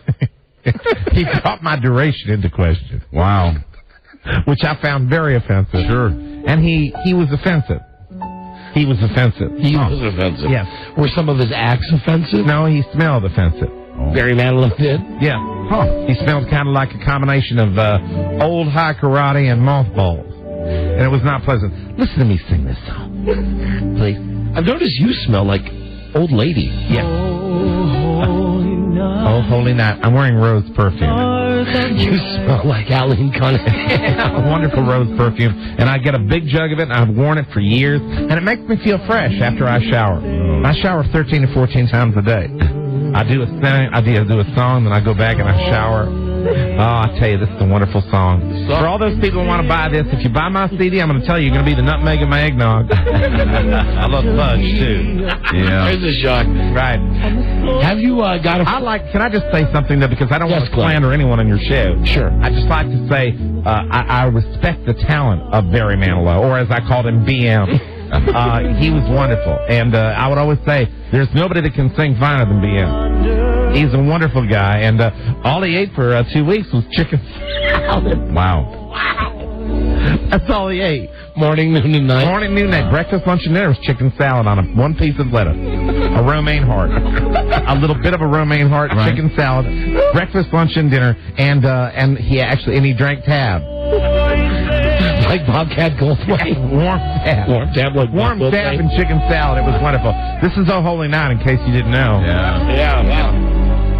I wish I'd done a Hanukkah song. I wanted to do the dreidel song for my Jewish friend. Yeah. But I wasn't able to do that. We just didn't have time. You know, it's too bad that these holiday albums are never nominated for Grammys. Do you like that picture? Because you could win outstanding performance by a female. Thank you. For a holiday album. I appreciate that. That's very nice of you. I mean, I think you're better than Celine Dion. Yeah, I think you're better than Sheryl Crow. Well, they've been at it a very long time, and I'm just a newcomer. I'm a new kid on the block, and I would love to compete with those ladies. You're better than JoJo. I want to say this, though. I don't know if you're as good as Jessica Simpson. Oh, now silly. That's very, very silly. She's all backed up with all that superfluous stuff, with the backtrack and all the singers in the background. I will tell you what my agent is working on for me right now. We have contacted VH1 and looked for Clay Aikin to be on the next episode of Divas. I'm very, very excited about that. I hope you enjoy it. I hope you do. It'll be fantastic. You'll fit right in. I'm looking forward to it. It's going to be very, very exciting. Barry, or BM as I like to call him, made me eat tons of blue cheese. Oh, dear. I don't know why. I'm not sure why he did that. But he couldn't get enough of the stuff. He said, here, he'd crumble it and sprinkle it in my mouth. He liked to do that, and I give you a bad breath. I've developed an immunity to it. To blue cheese? Yeah. At first, I would gag. I would gag like something was terrible in my mouth. I didn't like it. What it is really is just moldy. It's like it's like eating an old pair of Reuben socks. It's Roquefort cheese. It's right. moldy. You're right. It's moldy, but then you acquire a taste for it, and then I like it on just about everything, including my morning pancakes. So he would be sitting there eating his chicken salad on a piece of romaine lettuce, and I would be eating my blue cheese on my buttermilk pancakes. Now, would you both be wearing house coats? We would both be wearing polka dot silk pajamas. Blue cheese, runny or dry, no matter. BM kept saying, "Let's get you fat." He'd always say that. Let's get you fat. Let's get you fat, Clay Aikin, and never succeeded. Because really, anything I eat just goes right through me. Listen to this beautiful song. Would you sing along a bit? Yes, here we go. Clay Aikin. Have yourself a merry little Christmas. I don't sound anything like me on this album. Yes, you do. What's wrong with me? If possible, you sound more masculine today. Thank you. Yeah, I appreciate it. Have you been taking those hormone injections? I'm working out. I'm working out on a regular basis. Yes, and I'm taking those special pills. You are? They said, to make sure that the hair stays the way it's supposed to. And I stopped tweezing. I'm not doing that any longer. And they're actually managing me. Regarding the silk PJs, I wore the bottom. You wore the bottom. wore the top. We share everything. Toothbrushes, dressing rooms. But you've broken up with him. Now I have. Yes, it's over. It's over. I can't be treated like that. I can't. No. I admire him. I admire him for being able to stay up as late as he can. But I believe that every girl needs some beauty sleep once in a while. That's the way I like to do it. This is another cut from my CD, my Christmas CD, and I certainly hope everybody runs out. Just runs yourself out, right? That's a beat.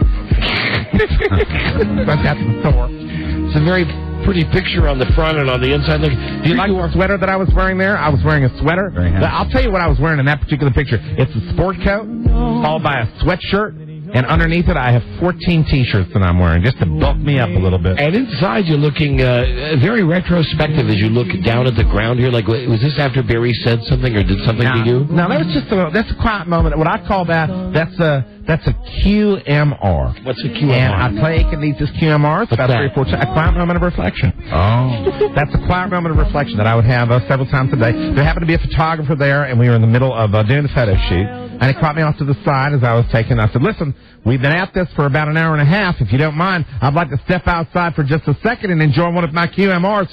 May I go out for one of my quiet moments of reflection?" And lo and behold, that tomcat followed me out and took a snapshot of me when I was out there in one of my QMR moments. A tomcat. I reflect. I think of life and Carson Daly. Thank you. This is my Christmas CD. Yeah, I know. Hope y'all buy it. Hope y'all Planiac. I can't even drive through North Carolina now without being stopped. Now police officers even stop me and want my autograph. Yeah. How are your special ed kids that you used to work with doing? They're fantastic. Every one of them is actually tracking with me and knowing how successful I am. How could they? They're special ed. Now stop that, Don Geronimo. I know you do it all the time. You're going to make one of your tarred comments. And how about this for a name for a disc jockey? Yes. What if you had a disc jockey and his name was Special Ed? Special Ed. Oh, that's Special Ed. I was a great teacher. That's, of course, before I discovered my gift. What's your gift? Oh, my gift is my singing voice. My sing like a lark. Oh, yeah. And everybody knew it except me, and finally I discovered it, and Idol just brought it out. I tell you, I hope I find a new hamster under my aluminum Christmas tree. I want to find a hamster under my aluminum Christmas tree. I thought you had another gift. I do. I've heard that you have 4 or 5 gifts that, to be honest, repulse me. But in some parts of this world, you would be. Are you talking about my nipples? No, I wasn't going to mention your nipples. Well, that's what you're talking about, isn't it? You got the special bio. Yes, I have 4. Huh.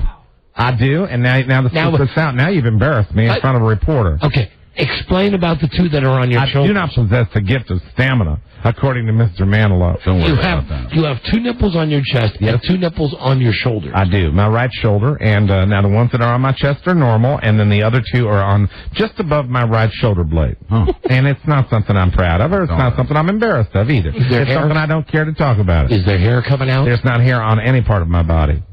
If there is, I make it go away right quick. I certainly do. I don't see the need for anything but hair on the top of your head and, of course, your eyebrows. This is about one of my all-time favorites. I recorded this with a great deal of sentimentality. Sure. On the shoulder nipples, they chafe. They're always sore. I'm sure. Put Band-Aids on those, I guess. I will never wear a 100% cotton shirt. Now, that's a recipe for disaster. It makes me always evil. How did Barry like being with a man with 4 nipples? He made me feel special at the time. He no longer makes me feel special. So we closed the chapter on that Clay Aikin story. Tell us about him and his belly buttons. I heard that he's got a fetish with belly buttons. Well, I mean, I don't want to discuss. I don't kiss and tell, so I don't think that's really necessary to go into that. But let's suffice to say that's what we would call playtime. And his is pierced. I bet you didn't know that. His belly button. His belly button is pierced. Barry Manilow's belly button is pierced. Yeah, and just a little... I don't think I can say what I was I don't think you can either. You do a different show right now. Yes, we do. Yes, I was going to tell a story. I was going to tell a story about going through the Donner Pass. Okay, all right. I don't think you should. I'm not going to tell that story. No. That would embarrass me and BM. I think we should probably. What happened there? I sure hope you run out. Can I do a little commercial? Because you haven't given me a chance to do my little plug. Sure. I tell you, I just want to say I stormed out of Barry Manilow's bullet house. He made me feel freakish. instead of erotic. I just want to say, if you do one more plug, I'm going to think you're a real butt. Oh, that's very nice. Buy my CD, please. Listen to this. Now listen to you. This is one of the originals that was written for me, Clay Aikin, to celebrate Christmas. And I hope you're all in the Christmas spirit. Your man, what do you think? What do you think of that? I'm very excited to be on your show. I hope I can do all sorts of radio shows as I travel the country. I'll be in lots of cities that you broadcast to, they inform me. Yeah. My CD is sweeter than gooseberry jam. God bless us, everyone. That's right. Let's have a big fat goose for Christmas. And make sure you wear your Sunday best when you're on the Clay Aikin tour. Right. Even those smelly roadies that haul all those boxes around. They better be wearing a tie. That's what I said. Wow. Yeah, and they got upset the first day, but then they understand where their paycheck's coming from. Do you wear string ties, bow ties, neckties? I wear any kind of tie that you're going to get. I mean, it's just with the way I like to do, I wear a string tie sometimes. But what I prefer is oversized patterned bow ties. That's what I like the best. That's right. I do that. And I like to wear an ascot when I'm in my dressing room. In my silk pajamas and my robe. Just don't ever call me Tiny Tim. We're going to play. Hi there. Don't do that, Mike. Who are you talking to? Talking to Mike, pretending to be Clay. God bless us, everyone. Don't do that. Don't you be my Bob Cratchit. No, you Come on now, I just have to come and haunt you. Buzz, are you noticing he's getting a little bit into character here? Yes. I mean, physically? Very much Hello there, Mr. Sweater Man. Hi, Clay. Nice How to are meet you? Nice I'm to well. see you, Buzz. We are going to Happy play holidays. Love at Jeopardy. My best to you and your family. With Clay Aikin here. Yes, sir. Justin Guarini used to call me Tripod. That's the secret.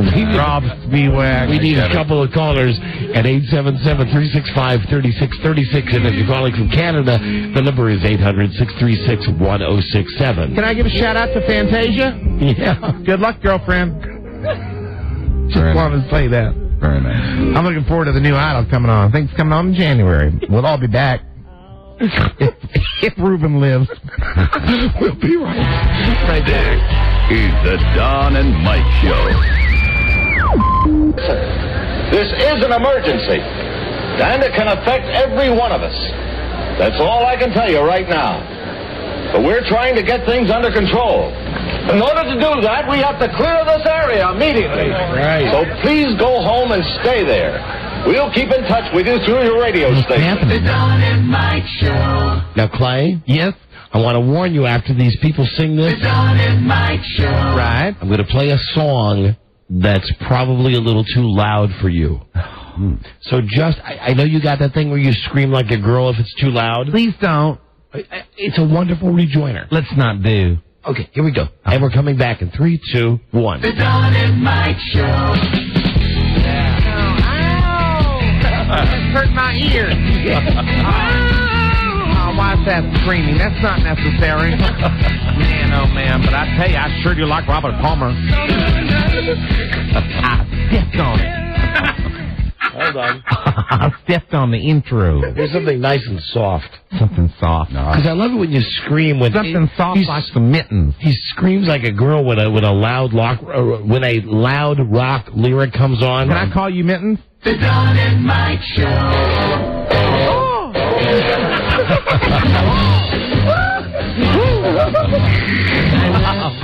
I threw a shoe.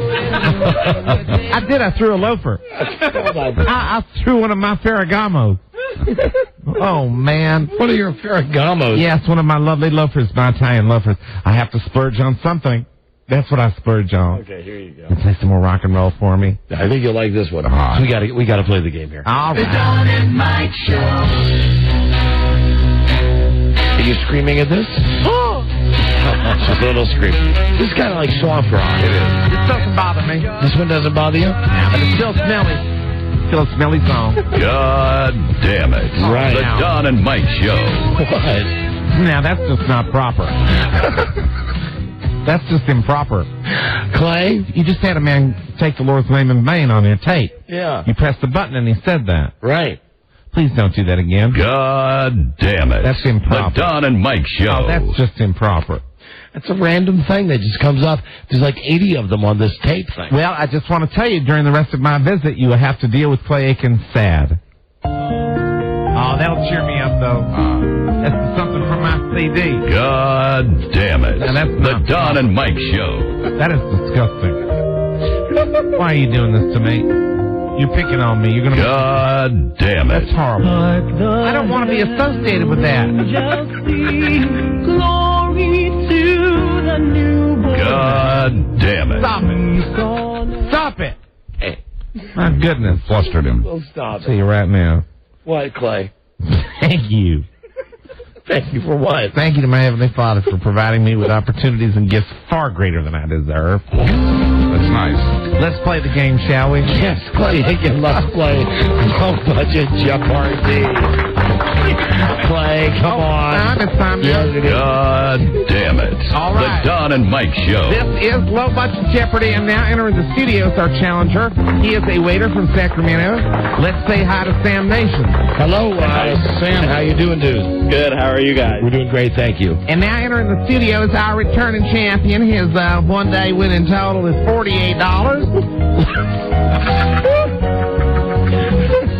Let's please welcome... God damn it. Stop it. Let's please welcome from Fairfax, Virginia, Chris Meadowcow. Hey, Chris. Hello, guys. Hey, my friend. Being our returning Low Budget Jeopardy champion, how has it changed your life? Relatives I didn't even know I had have been coming out of the woodwork and asking me for nickels, dimes, and quarters. That's wonderful. Now entering the studio is the host Low Budget Jeopardy. How about it, Chuck Chris and Sam Nation? Please not. No, they told me to be authoritative. Please do. Be a man. All right. Please do not screw the cue. And please welcome Alex Geronimo is coming in to play the game. Thank you, Clay. Thank you. Very masculine. Thank you. Let's not get out of line. Oh, now you're going to melt me. You're going to melt me just like an ice cube on a hot floor. I'm not going to melt you. Because this will make me all soft and fuzzy. And I God damn it. The Don and Mike Show. That is improper. You got me angry all over again. Yeah, you look mad. I'm angry. You look. You see this? You see this little thing that resembles a dead dandelion? You know, that's my fist.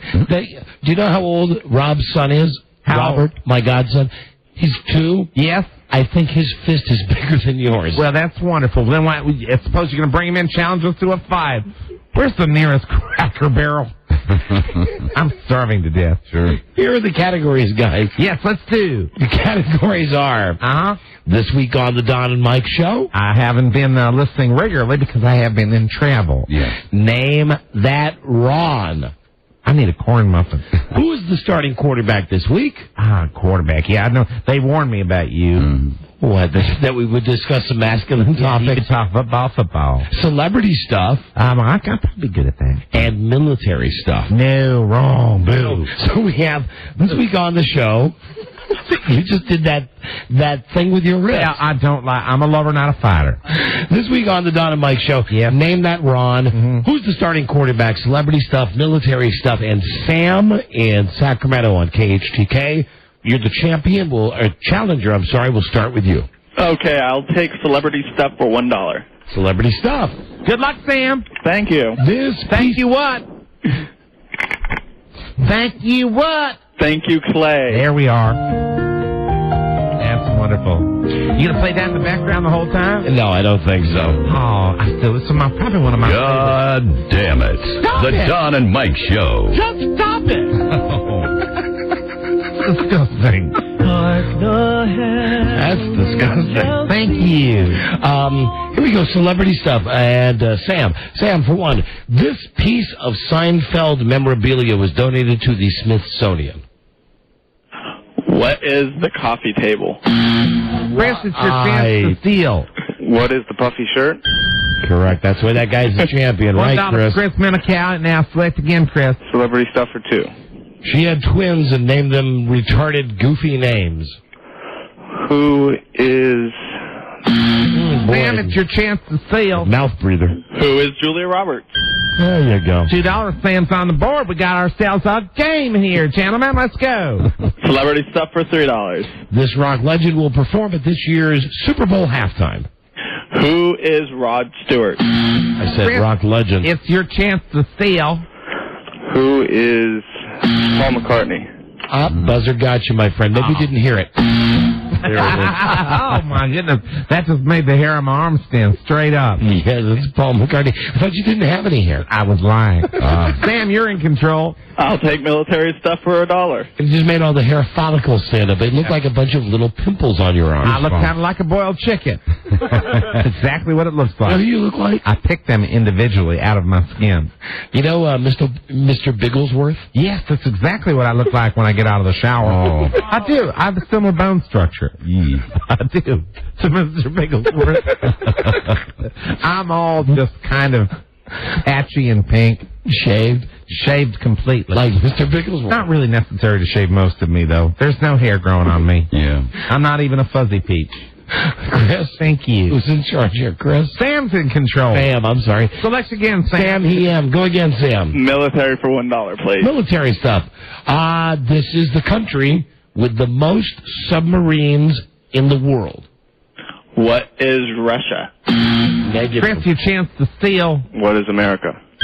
Come on. Never bet against America. There Correct. We're number one. $1, not like a man in uniform. All right, Chris, go again. Military for $2. This is the country with the number 2, the second most submarines in the world. What is Russia? Sam, your chance to steal. What is Turkey? Right, they're a big risk. Turkish Navy. Maybe you've heard of this place. This place called China. It's not Turkey. Goodbye, Turkey. My attorney will be in touch. Now, China's got a lot of subs. They're number 2. And that means, Chris, you're still in control. Military stuff for $3. Okay, I will tell you right up front that the United States is number 5 in this category, so don't say United States. This is the country with the largest army in the world. What is China? Right, and that's why we got to keep an eye on them. You understand what I'm saying? Absolutely. Right. You never know who's going to try to blow us up. How do you feel about Jackie Chan? Jackie Chan? I like the tuxedo. That was a fine movie. How do you feel about him as a man? It's not it's really just not my cup of chowder. Too athletic? A little bit. Yeah. And it's just he's a little too short. I like him tall. Now you won't get an argument over me about Pierce Brosnan. Now what about Yao Ming? That's a tall Chinese man. Much different. That's a different story right there. That's a man. So that's all man. You could play one-on-one with Yao Ming? I sure could, absolutely. But not Jackie Chan. He's a little old for me too. A little long in the tooth. A little long in the Asian tooth for me. Thank you. Chris, you're in control. Chris. Let's go with starting NFL quarterbacks for $1. Okay, here you go. This is where Clay, don't feel bad about this. This is where the men stand up on this show. It's night time. Clay's going to take a nap, y'all. This man is starting this weekend for your St. Louis Rams. What is Mark Bulger? Grant. Second-rate quarterback is what he is, and I heard you asking somebody. Watch it there. $1 for you, Chris. Select again. Starting quarterbacks for $2. And he's not really second-rate. I only said that because Buzz has got him. They all wear tight pants, don't they? One of the buddies has got him. For $2, here we go. Starting this weekend for your Tampa Bay Buccaneers. Who is trying? Sam, your chance to steal. Hey, who is Travis Colon? Travis Colon? My goodness. Sam Nations of Sacramento. No, it's Brian Greasy, not Travis Colon. Chris, you're in control. Quarterbacks for $3. He starts this weekend for your Carolina Panthers. Sam, chance to steal again. Who is Jake Delhomme? I give that to you, Jake Delhomme, right? The Cajun guy, the water boy. I like Cajun food. I do. I like crawfish. $3 for you, Sam. You are now officially in control. I'm going to need you to select again, please. Week on Don and Mike for $1. Reminder, Clay has got a brand new Christmas album out. Yes. I sure hope that everybody finds a chance to get out to their local record store. Oh, no, don't do that. The Don and Mike Show. Stop that. That's making me angry. What's it called? Clay Aikin. Merry Christmas with love. Merry Christmas with love, and it's just the way I feel. Merry Christmas with love. Every one of you. Damn it. Stop it. Stop it. I'm going to have a hissy fit. I'm going to have a full-fledged hissy fit right now. I'm going to have a tantrum. I will hold my breath until I pass out. Cool. Chris, Sam's in control. Sam. Okay, Sam is selected this week on the Don and Mike Show. That is correct, Don. Here you go. She was today's mystery guest. Who is Nancy? Chris, your chance to steal. Who is Heidi Klum? Right, there you go. $1, you've taken a strong lead there. Chris, will have again, please. This week on the Don and Mike Show for 2. He's the host of Fox NFL Sunday. Who is James Brown? Right, JB. For you. Correct. That's for you, Chris. You're rolling along. Keep going. Close it out for 3. A psychic said that this dead celebrity was listening to our show yesterday. Who is Marilyn Monroe? There you go. That's a $3. good segment. Way to go. Congratulations. You're still in control, Chris. Name that Ron for 1. Name that Ron. He started the whole Pacers-Pistons fight. Who is Ron Artest? Right. $1 for you, Chris. Boy, you're just a steamroller rolling down that highway. Name that Ron for 2. Director of Apollo 13. Who is Ron Howard? Right again. Unbelievable. Select again, Mr. Chris. Name that Ron for 3. He is married on the radio to Fez. Who is Buzz Burbank? Sam, your chance to steal. Fez Dreams. Who's Ron Garnett? Oh, that's a shame. That's right. Ron Garnett and Fez Whatley will be on later tonight. Ron Garnett, fantastic. Isn't that little old Ron Bennington? Yes, it is. Oh, man, I just want to say hello to Fez Whatley, Mr. Santa Claus. Oh, there we go again. You're going to do it again. Now I know exactly what we're going to do. You're going to play that goddamn thing. What did you just say? God damn it. Oh, well, The Don and Mike Show. I guess I'm in the club now. Yeah. Hello, Satan. Listen, that's the end of the first round of Low Budget Jeopardy. Clay. Yes, it is. Who's got what? We got Sam with $5 and Chris has $15. It's not exactly a horse race, is it? All right, guys, here you go. It's final Low Budget Jeopardy. We physically force you both to bet it all. Good luck. And the category is, hey, search this. So here you go. According to a website, I won't give you the name of the website now because you could go get the answer, but according to a certain website, over the last 6 months, this has become the #1 internet search engine in the world with over 112 million searches a day. Who's breathing? I think that's Chris. Chris, are you breathing heavily into the phone? Sorry, Clay, yeah. Oh, that's all right. It didn't really bother me that much. Again, search this. #1 internet search engine in the world. Over 112 million searches a day. Guys, don't forget to answer the form question. And good luck. All contestants. What? Yes. Oh, God damn it. God damn it. Yes. Here we go. And good luck. Hello? Hello? Yes. Wait a minute. God damn it. Wow. And good luck. All contestants on Low Budget Jeopardy will receive a membership in the Aikin Army, the extreme wing of the Clay Aikin Fan Club. Your membership in the Aikin Army gets you a full-size poster of yours truly, a vial of my sweat, a sample of my styling gel, some Clay Aikin Thin Mints, a picture of me in Halloween dressed as Patti LaBelle, an Aikin Army pod holder with a picture of a kitten on it, all in a Ziploc bag from me to you with lots of love. Now back to Final Low Budget Jeopardy with Alex DeBell. Thank you, Clay. It's game time now on JFK with cash for you and me. Okay. It's time for Don and Mike to play Low Budget Jeopardy. Here we go. We want to talk to Sam first. Sam. Oh, yeah, Sam in Sacramento. Sam, it's the #1 internet search engine in the world. What is Google.com? That's it. You double your score to $10, Sam Nation. Now, Chris, if you have the right answer, you once again are the big wiener. What is Google? And that means Chris Benecall, you are still our low-budget Jeopardy champion. Be nice if one of these things was in the button that I was hitting, but who cares? Who cares? I tell you what's always there. God damn it. Right. The Don and Mike Show. Oh, here you go. Yeah, guys, you were both right. It's Google is #1, but listen to this. See if you can guess what's the second most popular search engine. Yahoo. No, it's not Yahoo. It's not Yahoo. It's MSN.com. It's not MSN or MSN Search. Is it Lycos? It's not. DonandMikeWebsite.com. Oh, thank you. Then I know. #2 is AOL Search, followed by Yahoo, MSN Search, and then Ask Jeeves. Ask Jeeves? Oh, that's the Butler one. Yes, it is. Let's see. Sam, don't go away mad. Just go away. And Chris, you have won another cornucopia of gifts and prizes. Here now is Clay Aikin. Tell you guys what you've won. Clay. Chris, you double your score to $30. Throwing a $25 bonus, bring your total to $55. Add your previous winnings. You have a total, Chris, of $103. Congratulations. Thank you. And Sam Nation, here is your prize. Are you ready? I'm ready. You have won a ultimate home tailgating kit to get you through the football season, courtesy of Prilosec OTC. Cool. Prilosec OTC wants you to make the most of your tailgating. You can win Prilosec OTC's Ultimate Home Tailgating Sweepstakes with the NFL today. Just go to CBSSportsLine.com to enter. It's time for me to go back to my North Carolina condo. Lots of exquisite closet space. I hide in them. All of my closets. God damn it. Just stop the Don and Mike Show. My goodness gracious me.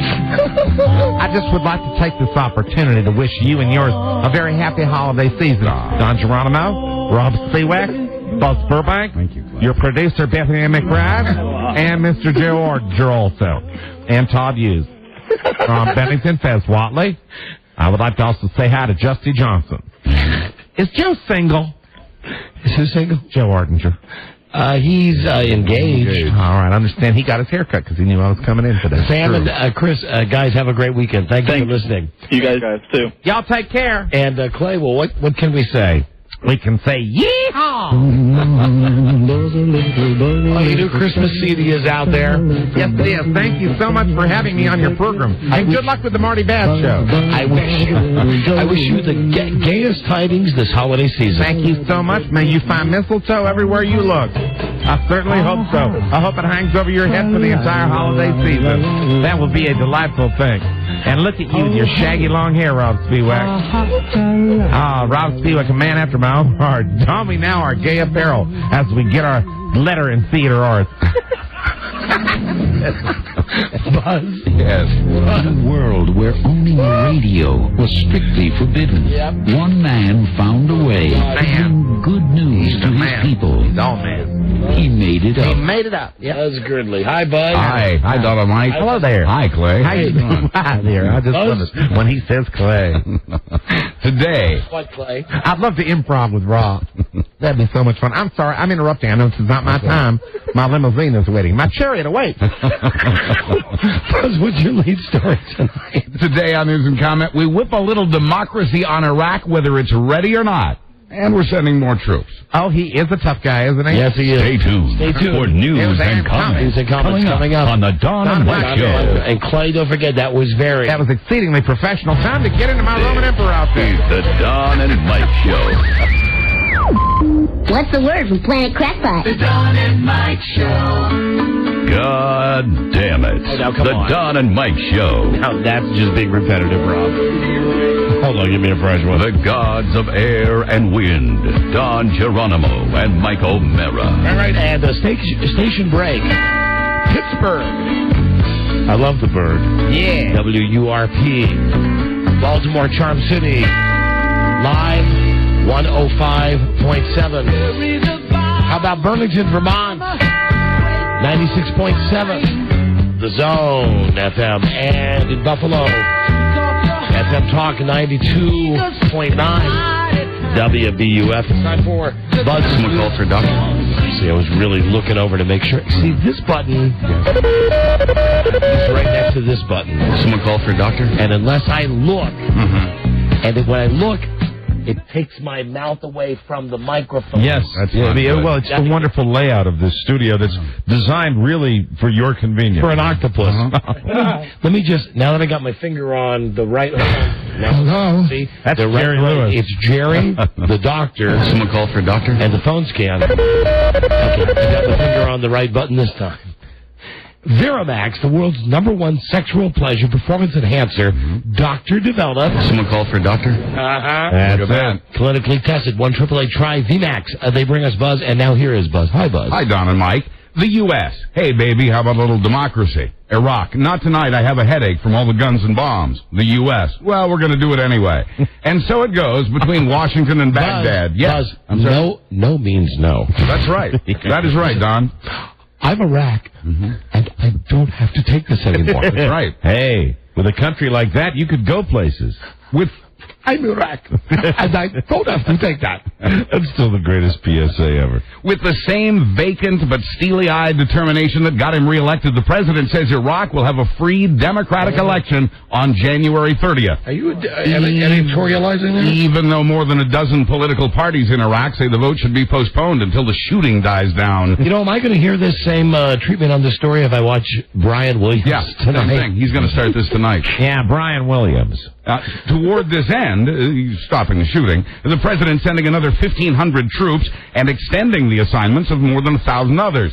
That brings the total number of U.S. troops participating in the Grand Coalition to 150,000, the most since the war started and just in time for Christmas. It sucks, but here's the only silver lining to this, is unlike Vietnam, we are now, I really think, a more evolved society where at least we can say we're Americans, we don't agree with the war, those of us who don't, we don't agree with our dumbass president. There's nothing we can do about it because that's part of being an American. We just had an election. So even if you're like me and everybody in this room, you're against the war, unlike Vietnam, these guys and women, no matter what happens in Iraq, are not going to come back, and they're not going to be pelted with stuff like our Vietnam guys were. No, but what you will have, and I was talking to somebody about this the other night, you will have the post-traumatic stress syndrome. You're already seeing that's happening. And, you know, I think what people forget is really what each and every day these guys are going through. These guys and these girls are going over there, but and in real, horrible combat situations. 40 years later, though, in that way, we are a better. I think so. Nation. I hope so. I think there's a lot. I agree with you. I think there's a lot of people who think that sucks going to Iraq. I could never imagine doing that in my life. Other people would say these people, regardless if you think Bush is an idiot or a genius. Yeah, whether you're pro-war or against the war. Please line up those people that think he's a genius. But hey, there are a lot of them. Regardless. But you know, Mike, you could take care of that problem with only one gun. One gun, right. All those Bush supporters. But I guess my point on this is, even though we send more and more troops over, there's more of a feeling from the American people that, you know, as jive as it sounds, and I wish they'd stop doing it during football games when they say these people are the real heroes, because it's set up by Fox or CBS that they're doing some PR thing. I mean, if you just want to mention, I hear regular people all the time saying the war really sucks, but I know a guy whose son is over there, and I pray for him every day. Absolutely, and I think when you talk about, I don't know whether it's being more evolved, but I do think that we don't misplace our political agendas anymore as much as we used to. And I you know, the guys that are over there, I mean, they're doing a job. That's what they're there for. That's what they signed up for. And whether they like it or not, they have to do their duty. And they're dying, and they're coming back in wounded. And I think we have to support those guys that are doing that. And most people, I think the overwhelming majority of people do that. I think I'm pretty proud of America in that regard, as opposed to. And I remember when my Uncle Jerry came back from Vietnam. It was not cool for him to wear like his military clothes around town and stuff. No, not at all. No. It was like 69. And it's not their fault. You're right. People have evolved past that. I talk about these numbers because regardless of how you feel about the war, we all agonize over the idea of thousands more young people from this country headed over there, especially this time of year in such an ugly environment. And this is happening just as we come off the deadliest month of the war for the U.S. 135 more American soldiers dead on top of the 1,250 who died before them. I'm looking, I often ponder this. What is too much? Voter registration, meanwhile. Well, he's talking about the losses of the casualties. And he's right. Voter registration. And Larry, when someone gets, God forbid, killed or shot over there, that hurt. It does back to life. Thanks, Larry. Thanks. Now, voter registration. And Larry, what would you say to the soldiers over there? You were not born. You were made in a toy factory. Well, that doesn't make any sense at all, Larry. What do you want most, Larry? Oh, boy. There you go. Now, that makes sense. Voter registration in Iraq has come to a standstill in some parts of the country because of the continued fighting. It's just the concept of voter registration over in Iraq. Larry of the corner. Seeing the news footage it blows me away. You know, I mean, what do they go to the DMV?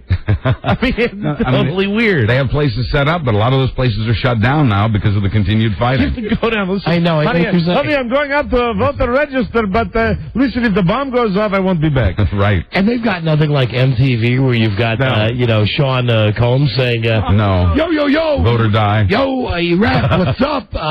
Go to this website right now. Yo. Unbelievable. Many Iraqis say safety is the only way to guarantee a democratic election, but quoting President Bush, it's time for Iraqi citizens to go to the polls. Oh, and don't forget, American troops are not allowed to receive gifts of porn or booze, even at Christmas, because of where they are. Homeland Security, meanwhile, begins at home. A Pennsylvania pilot who got drunk and used his plane to buzz a nuclear power plant has been sentenced to prison. 44-year-old John Alamone blew a 1.5 upon landing after a 4-hour flight. This ought to be fun. I got hiccups.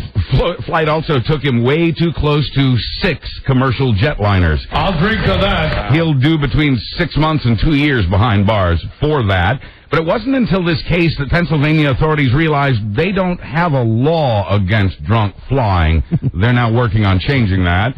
The drunken pilot in this case, meanwhile, was convicted of risking a catastrophe and reckless endangerment. That they do have laws against. Would you pull the plane over and step out of the plane, sir? This is a booze cruise. Americans are so fat. Many of them... Thank you. Fat are we? Hey, we're really fat. Americans are so fat, many of them no longer fit into MRIs and other medical imaging machines, like ultrasound and X-ray. The problem... Another button slip, I'm guessing. Yes. The problem's gotten so bad, they're talking about it at a medical conference in Chicago.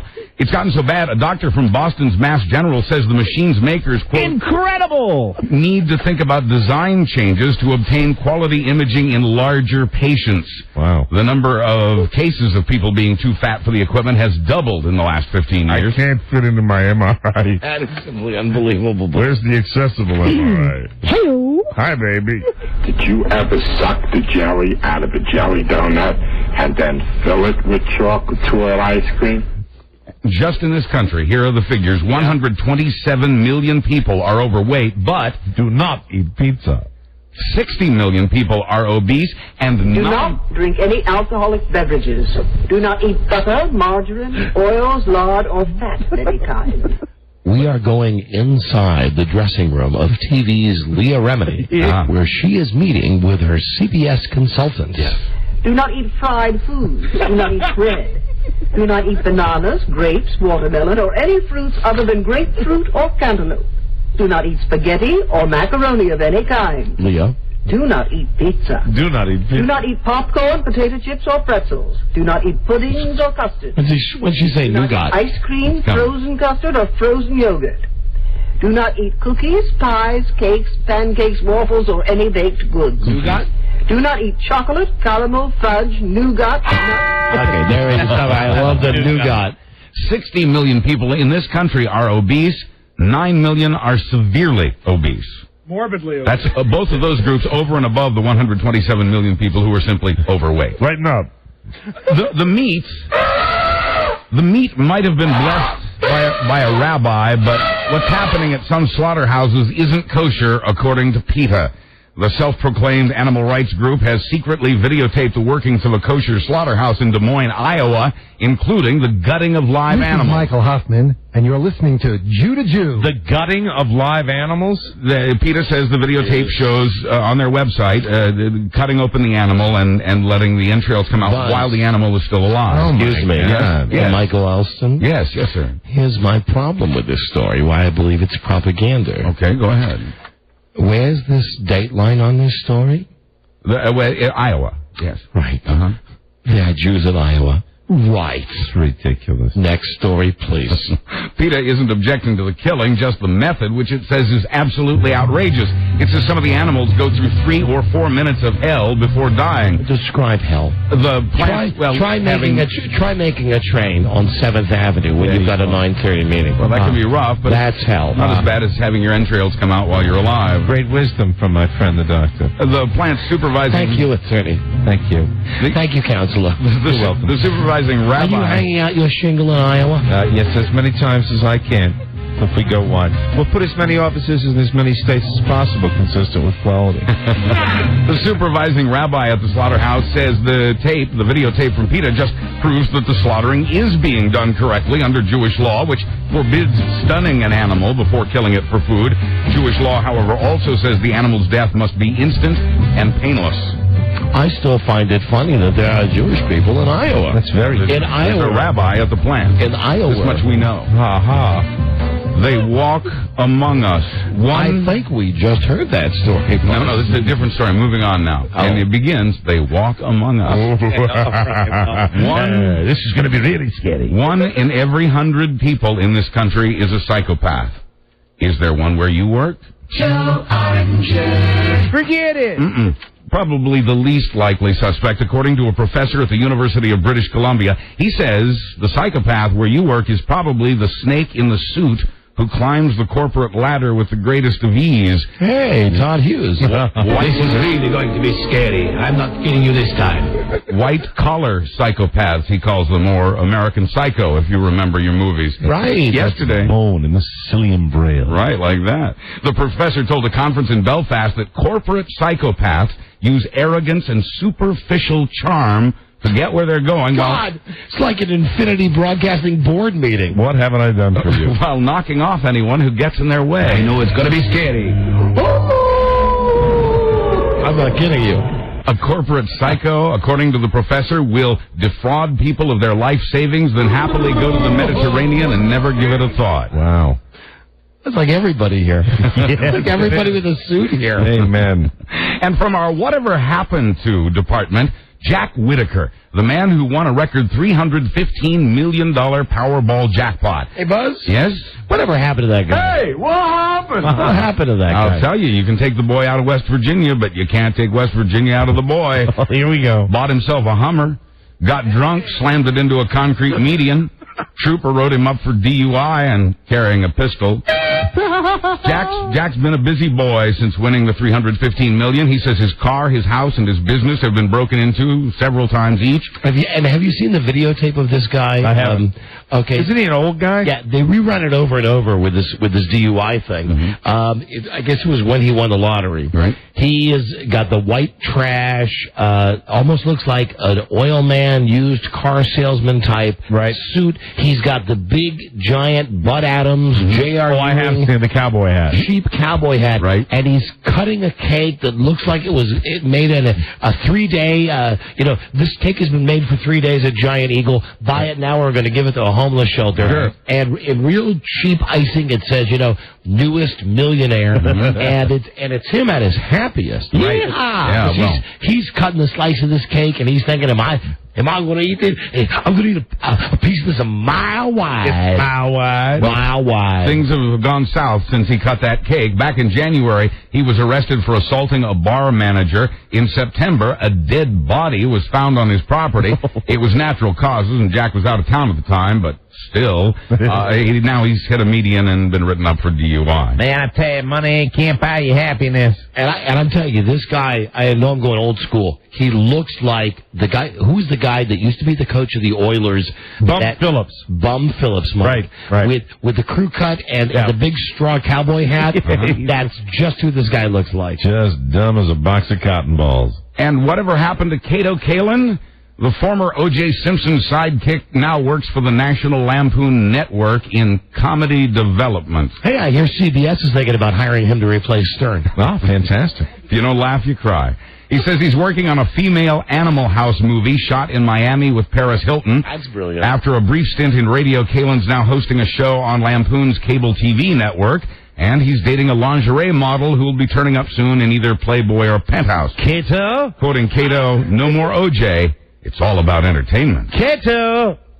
The citizens of Boston are going to start seeing pro-marijuana ads on the sides of their city buses. Oh, yeah? An appeals court says the MTA's decision... When are you moving? What, just to see the ads? No need to move. Yeah. Let me know when the ads have done some good. Then we'll talk. An appeals court says the MTA's decision to ban the ad violates the advertiser's right to free speech. No, put it on the side of the bus, dude. The MTA said, yes, but we shouldn't encourage kids to smoke pot. The judge told the MTA if it feels that strongly about kids, it should not continue to carry ads for beer and hard liquor on the sides. I don't hear you unless you knock. Thank you, Curtis. Here in the nation's capital, meanwhile, transit officials can't have much of a clue about what it's like to ride the metro since most of them never have. That's our subway here. They don't call it a subway. They call it metro. And it is without a doubt the clean. It's a good system. The cleanest, most user-friendly subway system, but not fast. And the Washington Post says a majority. All right, now you're splitting hairs. I mean, what do you want? Cleaner, fast. Boy, that's a trade-off, you know. Because we've been on the subways in New York. Those are fast and dirty. They're fast and dirty. And they smell like number one. I want clean, I want fast, and I want orange leather chairs. Yeah, give them to us. Okay, Oompa Loompa. That's right. The Washington Post says a majority of the transit system's directors, the folks who make policy for the system, have never ridden the subways or buses. Never, not even once.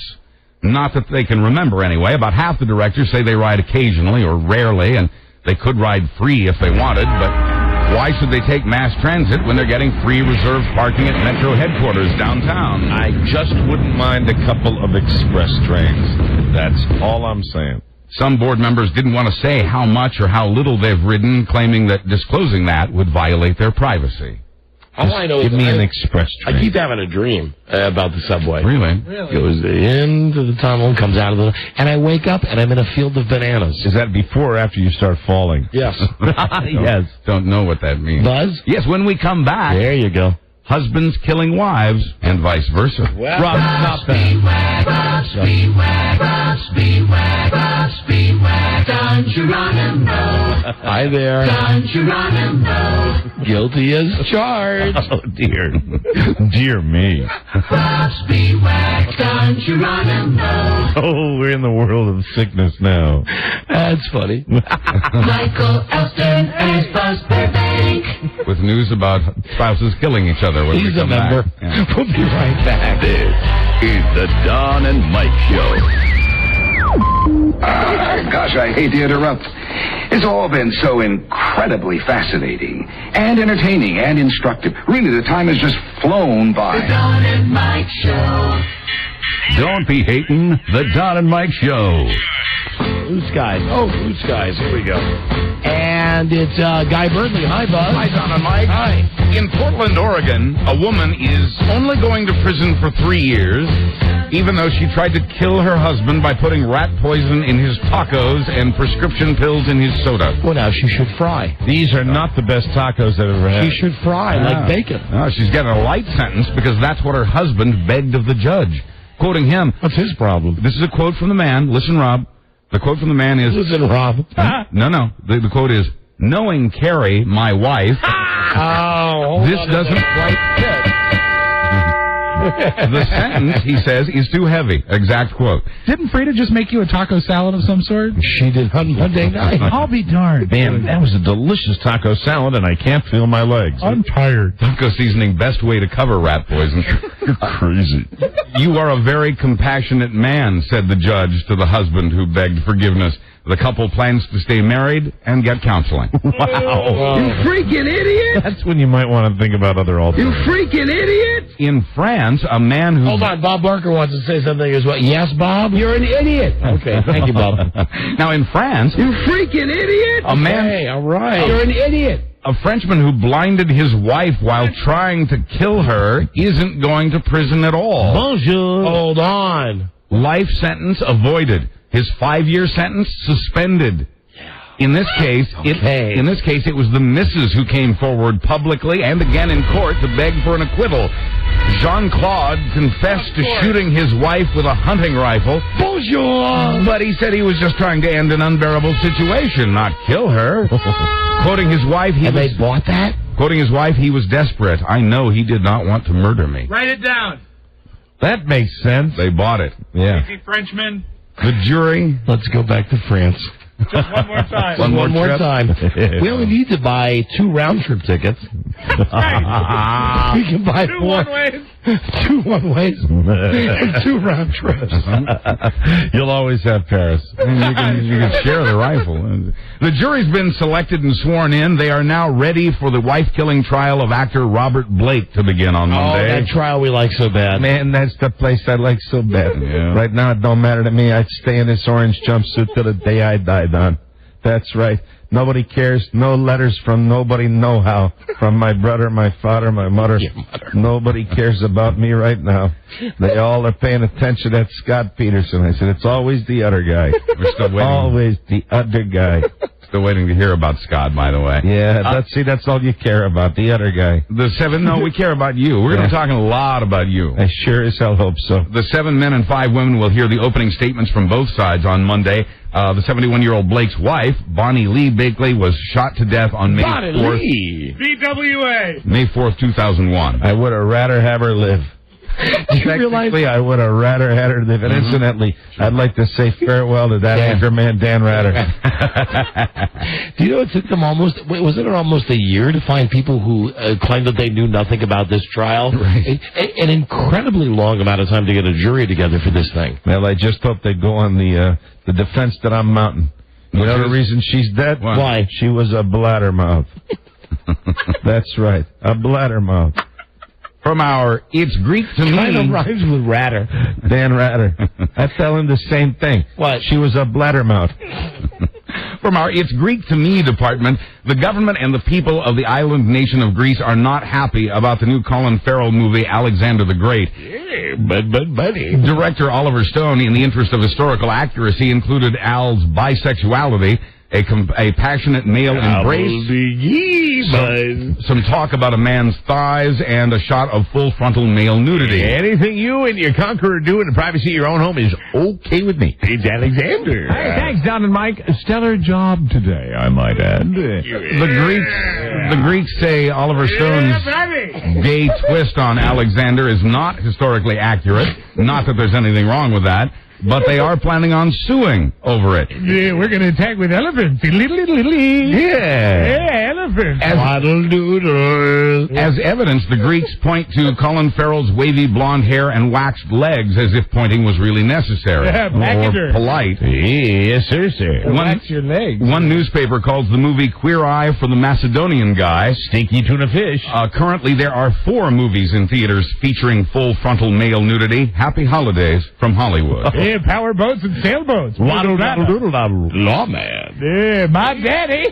Korean radio station. My dog Blue. But Buddy. And it wouldn't be Alabama if a state lawmaker wasn't proposing to ban every school library book. There's a guy, incidentally, who's just begging for anybody from any... He doesn't care if it's terrestrial radio or satellite radio. Here's the guy that just goes out on his front porch every night and just... Hey, please, God, somebody call me. Waddle-daddle-doo. Everybody's going... Back to pick you up later. Yes, sir. Everybody's going somewhere except the all-new Greenspan show. Okay with me. Maybe I'll fall back on my acting. Yeah. In sports, Yankee slugger Jason Giambi admitted to using steroids when he talked to a grand jury a year ago this month. The story has just come out in today's San Francisco Chronicle. The story says Giambi claimed he got the steroids from Barry Bonds. Giambi. I know you like saying Giambi. I know you like saying Giambi because he used to be on the Pee Wee's Playhouse, didn't he? Playhouse, right? Yeah. It's Giambi. Giambi. All right, if you insist. But he says he got the steroids from Barry Bonds' personal trainer. If all this is true, it would be the first time a current star player's admitted knowingly taking steroids. What team does he play for? The Yankees. Yeah, no one on the Red Sox takes steroids. Absolutely not. Here's the thing about Jason Giambi, and I apologize if you have this in your story. I don't know. I was reading on ESPN.com. He's such a retard about this. That Jason Giambi said, well, I never really took the pills. It was a cream, and then it was a lotion that I put underneath my tongue. So when he would go to make the deals to get his steroids, he would call the guy up and he'd say, I need some of that cream stuff, and I need some lotion. Wait, you missed also, he injected it into his buttocks. He would inject it into himself. Now, see, that they didn't have on ESPN. He had the cream that you mentioned. He would rub into himself, and then he had a clear liquid of drops that he would place under his tongue. Yeah. And he didn't think he was taking steroids because he was only rubbing a cream into his biceps and only putting these drops under his tongue. But see, they didn't have to think about it. Thank you. He says he also took the human growth hormone in addition to the steroids. Mecca-lecca-hi, mecca-hiney-ho. Man, am I angry. Giambi says Bonds' trainer never gave him reason to believe that Bonds was taking steroids, too. Never mentioned it. Right. And finally, an elderly driver caused an ugly wreck on an 80-mile-an-hour expressway in eastern France. Don, you are on the air, sir. This guy's even older. Police are blaming the 78-year-old's misunderstanding of his car's global positioning computer. It's a miracle, really, that no one got hurt. In its computer voice, the satellite navigation system told the driver to make a U-turn immediately. So he did. Oh, my. I'm Buzz Burbank on the Don and Mike Show. Thank you, Buzz. That's it. We gotta go. Ron and Fez are coming up next on WJFK and Live 105 and the Buzz in Tampa Bay. Ron and Fez are good. Listen to their show. We'll be back tomorrow. Yay. With another one. Good day to you, sir. Good day to you, sir. Good day to you, sir. Good day to you, sir. For everything about this show officially, please go to Don and Mike's website.com. And you just buy 2 tickets for me and you. Take a knee. When we meet again, this is Sammy Davis Jr. saying, be kind, be nice, and I hope the next performer has the pleasure of having as nice an audience as you've been tonight. And let me leave you swinging.